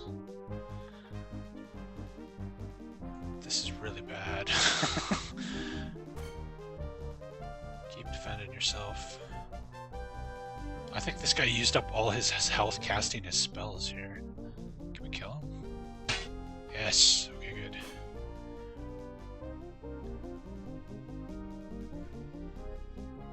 This is risky, but I need Gorath to be able to fight.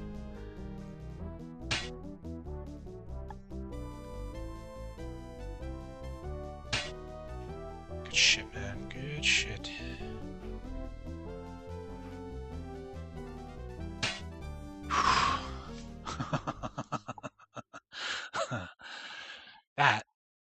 That was too close. That was way too close.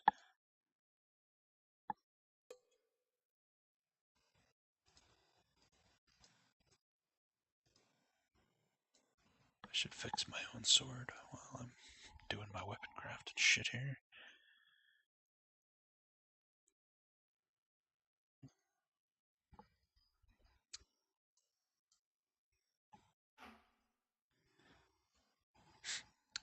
You've never seen a combat screen like that before? I mean, it's pretty standard, just grid-based, turn-based combat system you'd see in a lot of RPGs, but the angle is kind of weird. Usually it's more overhead, but it's not too abnormal. Nice. Definitely want that for Owen here. So if we put that on you, put that on you, put that on him, put that on you. Stupid inventory Tetris here. Armor craft.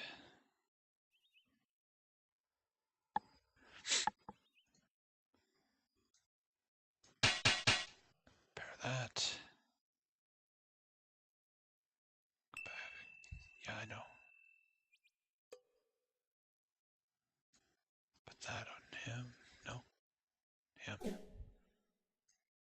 That on you. And then repair that. Really? 60%, you can't do it.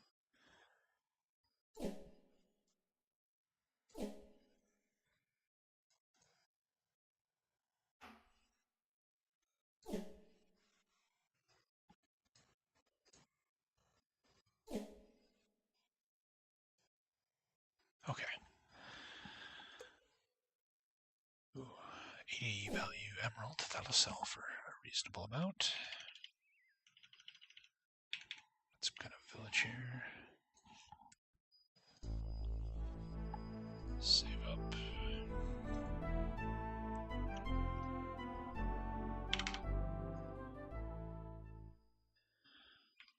Hopefully there's a tavern and we can just heal the full. Well, would you look at that? Yes. Wait. Wait. That was 72 fucking gold to sleep here.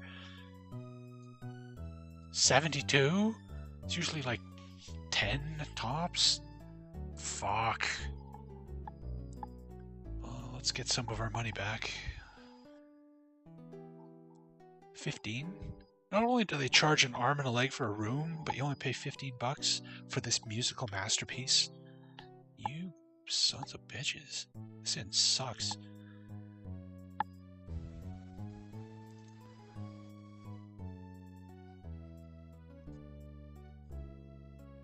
Just random nonsense.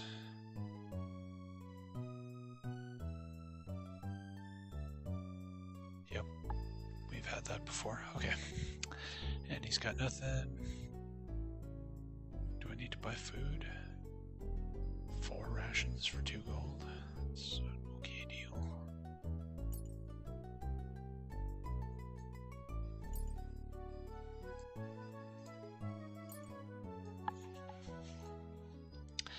I can't believe I just spent 72 freaking gold on that. That just makes me mad.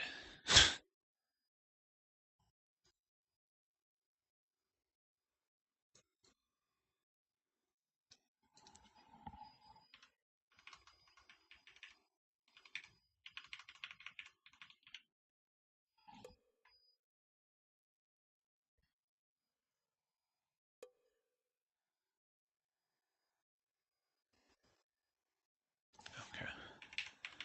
Just a nothing house.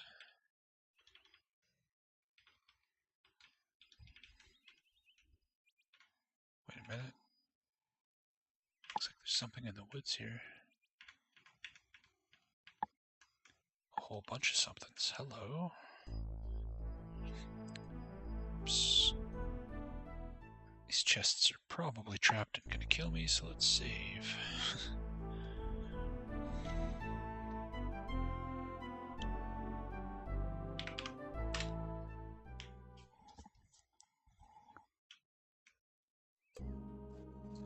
Oh, it's a puzzle chest. Alright, I like these chests. Who works when he plays and plays when he works? A bard?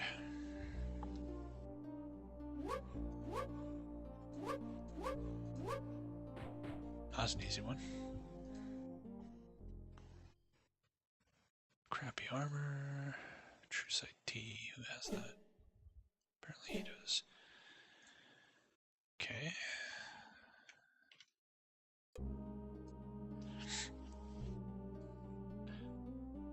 That's the chest we did already. Oops. Don't blow up. Okay.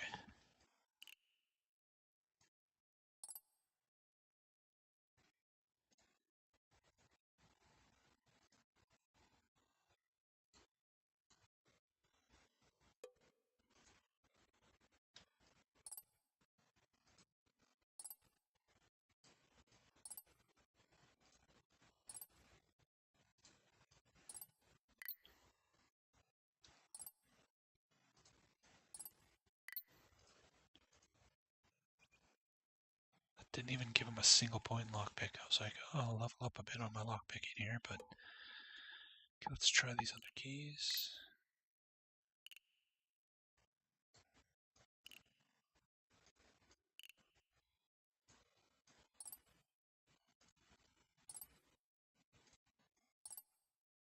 Open up!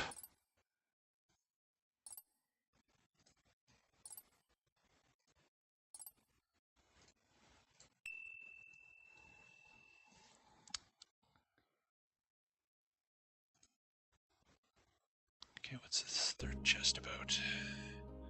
Another puzzle box, okay. Claws like a cat, crooked as a snake's hiss. Patched together, your guesses, you won't guess this. Claws like a cat, crooked as a snake's hiss.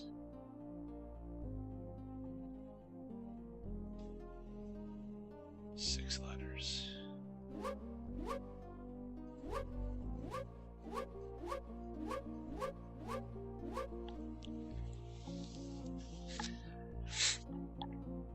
Any guesses from chat? Because I have no idea. Claws like a cat.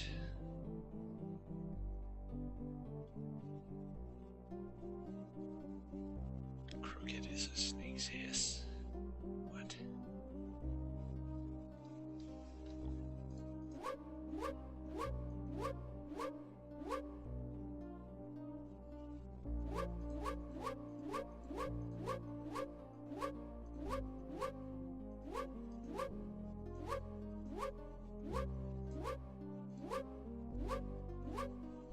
Blatos.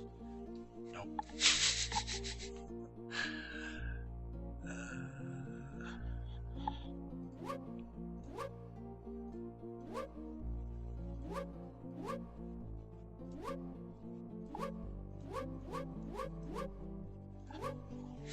Nobody's got any guesses? Nothing?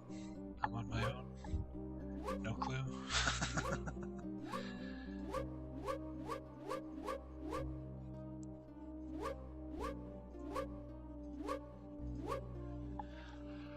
Fine, I will ask Google then, because I have no idea. That's a really odd riddle. Claws like a cat, crooked as a snake's hiss.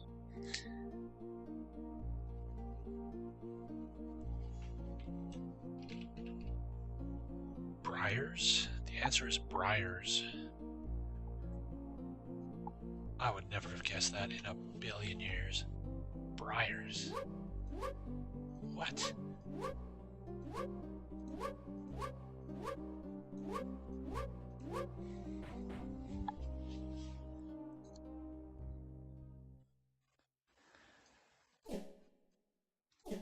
At least we got the lockpicks we broke back.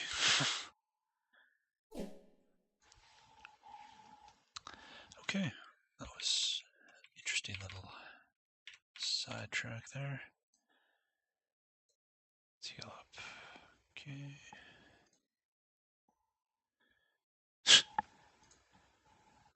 Debated.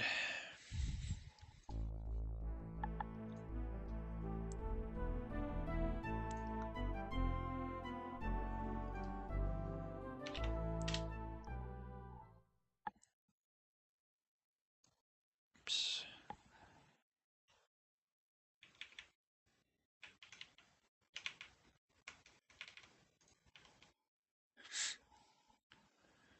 Briar Patch is the clue, you say in retrospect.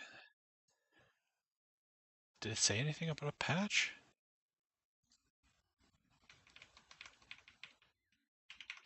I can't remember the last two lines. It was like something about not being able to guess it, which they were right, I couldn't guess it, but... The owner of the house, a bearded man of about 50, obviously saw James approaching because the door swung open before he had a chance to knock. Good day to you, sirs. My name is Buck Roush, and who might you be? James made the appropriate introductions, and the man smiled at them warmly. Then he said, The river has been fruitful this season. Could I interest you, fine gents, in some dried trout? Or perhaps you'd like to buy one of my handmade shovels, or maybe a torch. I'm not interested in buying things, but can I sell you things? I have too much junk. Fuck. Buy it! How about this emerald? Patched together. Oh, okay. I guess that's a little bit of a hint, yeah. Still, I would have never, ever guessed that there's enemies over there.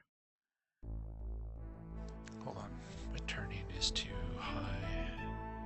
Medium turn speed. That's better.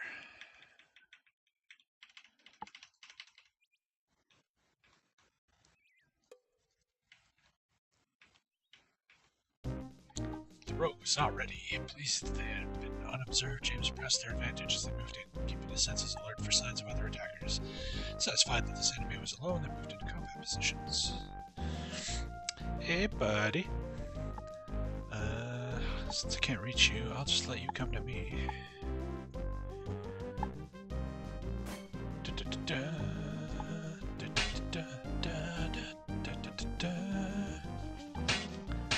How? Said you could hit me.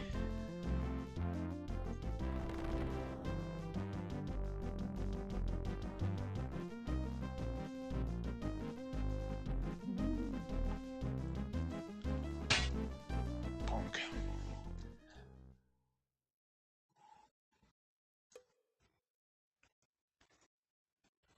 Yay, good rations.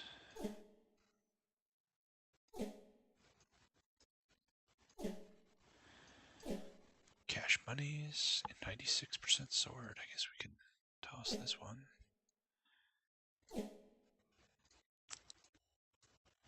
Yep. Our inventory's a mess. We gotta do something about this. Something buried here. Buried food. Sure. Really? Really? Really? I'm so bad about switching that back. It's so stupid. What can we make room? Do we need this note?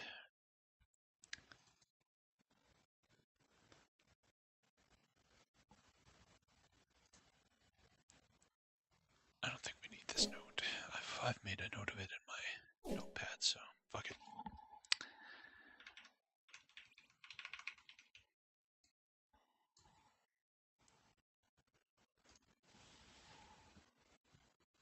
Alright, we're almost to Sloop, and then on to Romney.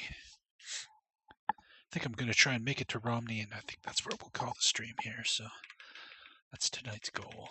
Get to Romney. Because I am starving. Since I had to start the stream late, I just came right home and started streaming, and I still haven't eaten. And it's several hours later than I normally eat.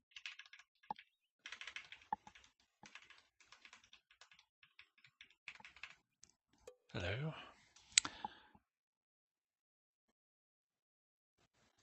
Nothing. Okay. Bloop, bloop, bloop. I'll get Mr. Fancy 2 wells here. Most people can't afford 1 well, and he's got 2. Keep out. Really. Not only did I come in, but I drank both your wells. Deal with it. Wait a minute, what? There's 2 buildings?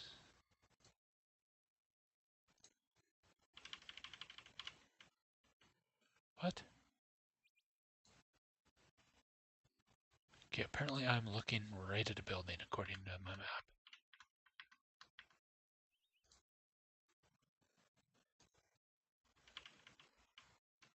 It's talking about the field, maybe?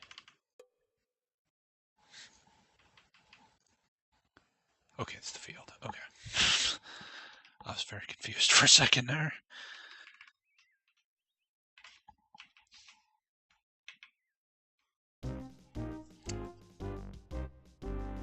Oh, no, not one of these guys.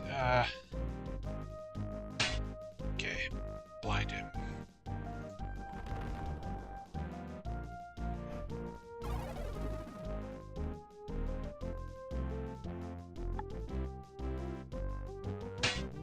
Why is he hitting for so little?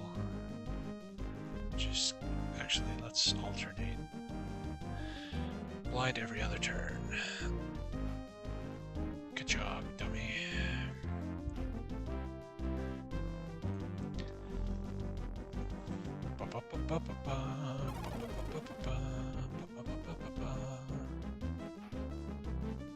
Why are you missing?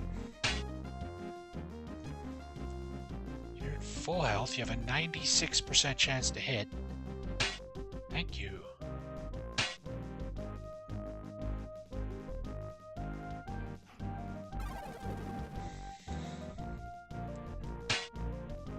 There we go. Okay.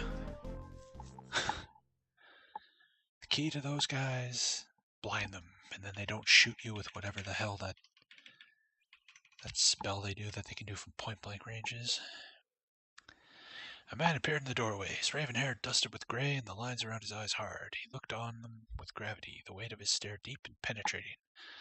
"This is the house of Madame Hafra," he rasped. "Futures, speaking with the dead, rumors, we will require a payment of 50 gold. Do you wish a session with the madam?" Sure, why not? James produced the requested amount and handed it over, following the tall man. Just before pushing aside a curtain, he halted and whispered them. "Do not question some of the things my wife may say or do," he said. "We've recently lost a daughter, and it has shaken Hafra's belief in some of her abilities. Please, if she asks for acceptance, no matter what she may have said, please treat her kindly."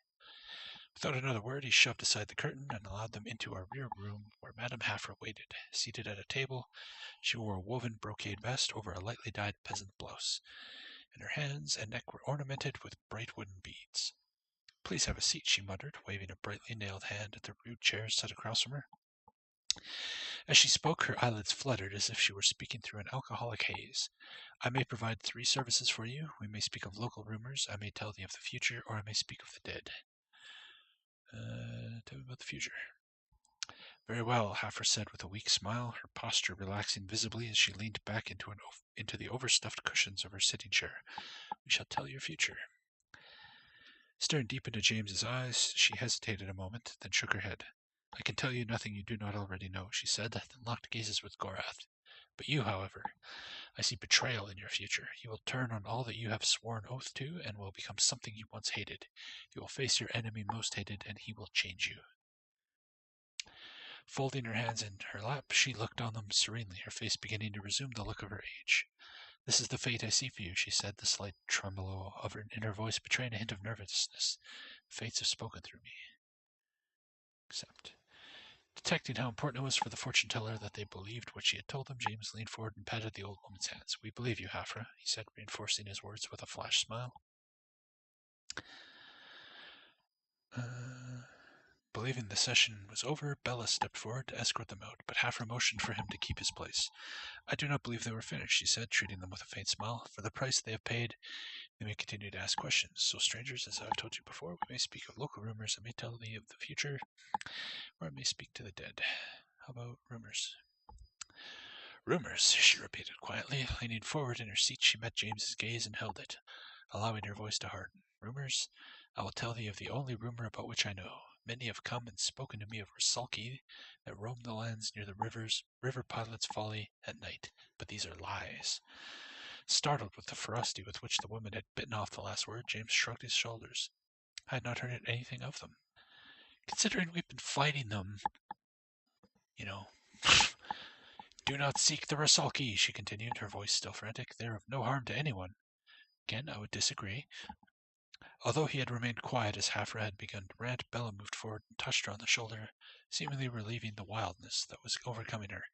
These gentlemen are friends, he said quietly. You will not be injured. Taking his hand, she nodded once, then looked back at James. You will forgive me. This has touched our lives, but I can explain no further. How about the dead? Closing her eyes, the woman shook as if a tree bowing beneath the winds of a howling gale, her lips drawn taut and her face drained of color. After several moments of effort, she shook her head. I cannot help you. Lynn's Kragma holds those you wish too tightly. Yeah, someone mentioned that earlier, Cepelinas. In this, they're like female ghosts. Noticing that Gorath appeared to be drifting off, James threw him a sympathetic smile. I think we've heard enough for now, Madame Halfra. Perhaps we will come and see you again. Very well, she replied. Bella shall show you out.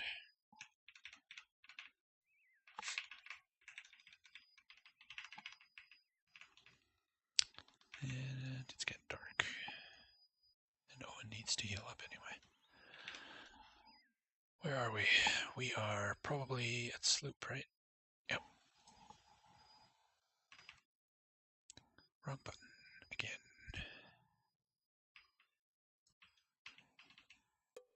Sloop.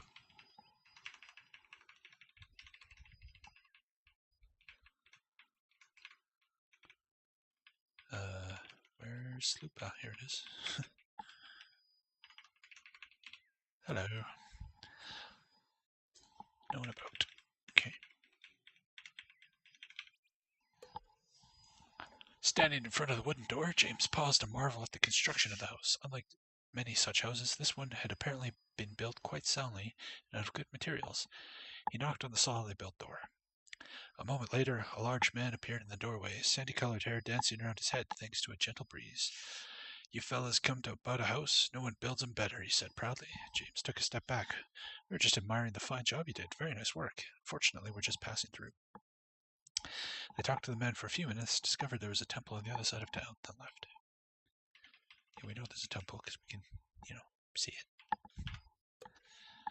Please buy my stuff. Please buy my stuff. Please. Buy my stuff.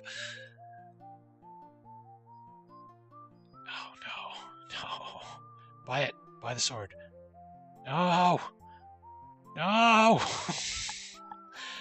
You can buy the emerald. You're a gem shop. Okay, thank you. Ooh. Nice. $3. Not great. Well, that didn't free up shit. I think I've fully acclimated to the media music now. A pretty woman of about 30 answered James's knock. She came to the door holding a leather-bound book. Looking past her into the house, James could see 4 or 5 children of various ages. I'm afraid you gentlemen are a little old for my classes, she said. Yes. Okay then. Well, we won't disturb you any further. Goodbye, miss. After the door closed, James turned to Owen and said, Don't give me that look. Teachers always make me nervous.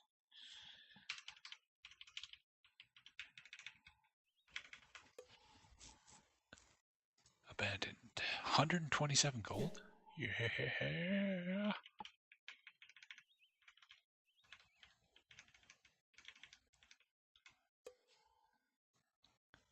Temple's abandoned. Well, why did the dude tell us about it? The hell's the point of that?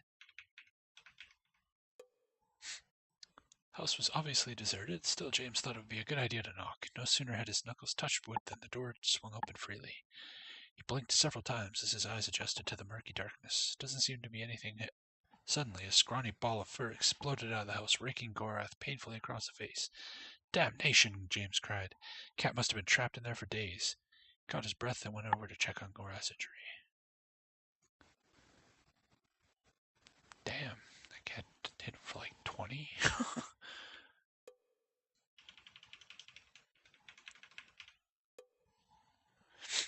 The front door of the small house held a crudely made sign which read, Unusual items for sale.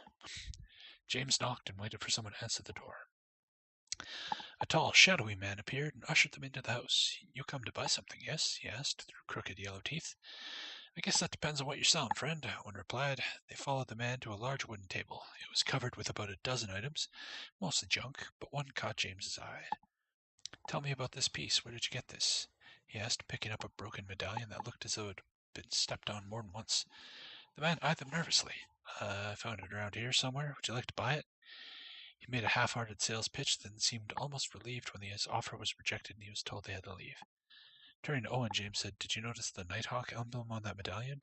I would say there definitely are, or were, Nighthawks in this area. Dun dun dun.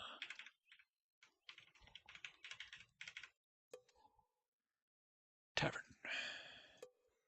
Oh, for God's sakes. James could smell alcohol. Pushing the door of the shop open, he was met by a sharp-faced fellow who was carrying a wooden keg. Quickly dumping it with a pile of other casks, he wiped his hands off on a towel, then extended his hand. Harlan, he said, I'm the brewmaster around here when I'm not hauling things about. Where exactly is here? James replied. This is the Upturned Keg. We're the best brewery this side of Romney. Would you care to sample some of our stock? We make a dandy apple wine, the proprietor said. I can have some decanted for you. Refusing as politely as he knew how, James shook his head. We have to keep our heads about us, he said. We've a long road ahead and there's some trouble around, or so I hear. We'll leave you to get back to your business.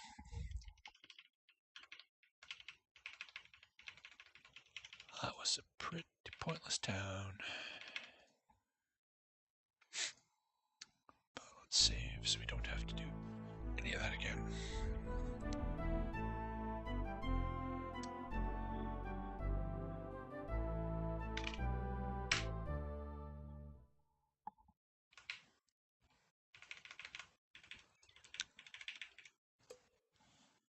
Abandoned.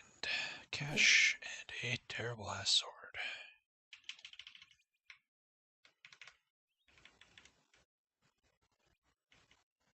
I saw something in there. I'm seeing things everywhere now.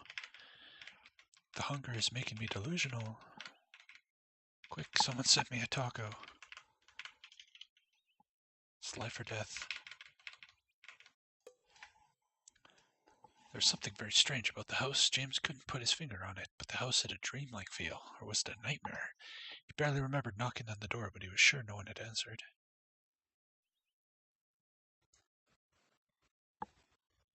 Okay. The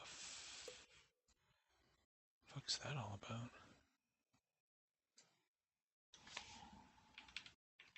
Oh. Oh, excuse me. Sorry about that. Bonk, bonk.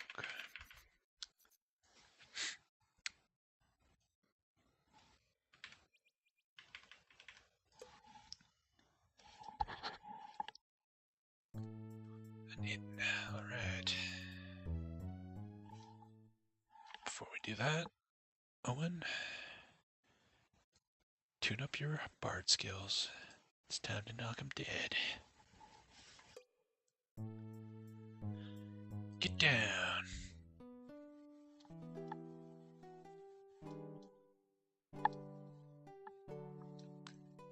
Another kind tavern keeper. That was nice. Oh, we got 21 bucks. Good enough. This is the same pointless conversation we've had. Whoops, shit, I don't want to exit. Bing!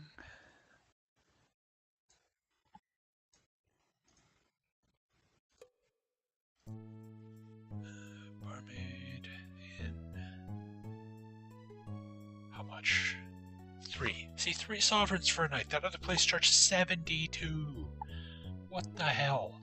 Yeah, I'll pay $3 to heal.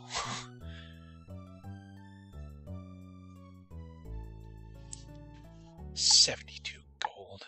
I was clicking through it too fast. I didn't think it would be like ridiculously high. I was just like, oh yeah, I'll sleep here.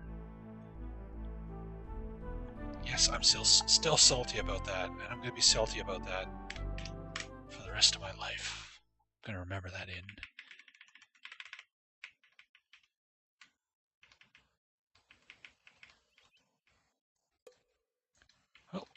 Romney, we've made it.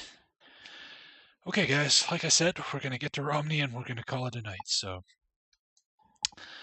I'm going to go get something to eat because I am frickin' starving to death.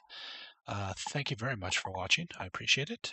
If you're not already following, feel free to hit the follow button so you get notified next time I stream, which is every day at usually the same time. We're a little later tonight because I had some errands to run today. But yeah, usually we'll do it up in the afternoon. So thanks again for watching, and if you sit tight, I will see if I can find someone doing something cool to host here.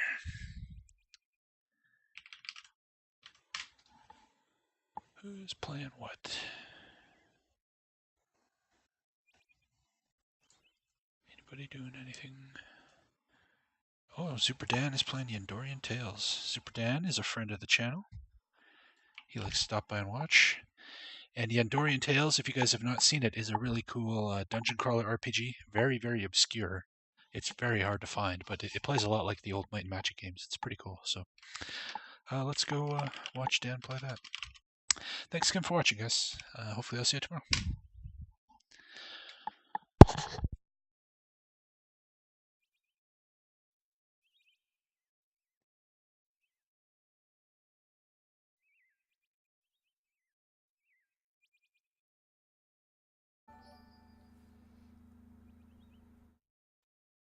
Oh. Thank you, Senator, for hosting. That's awesome. And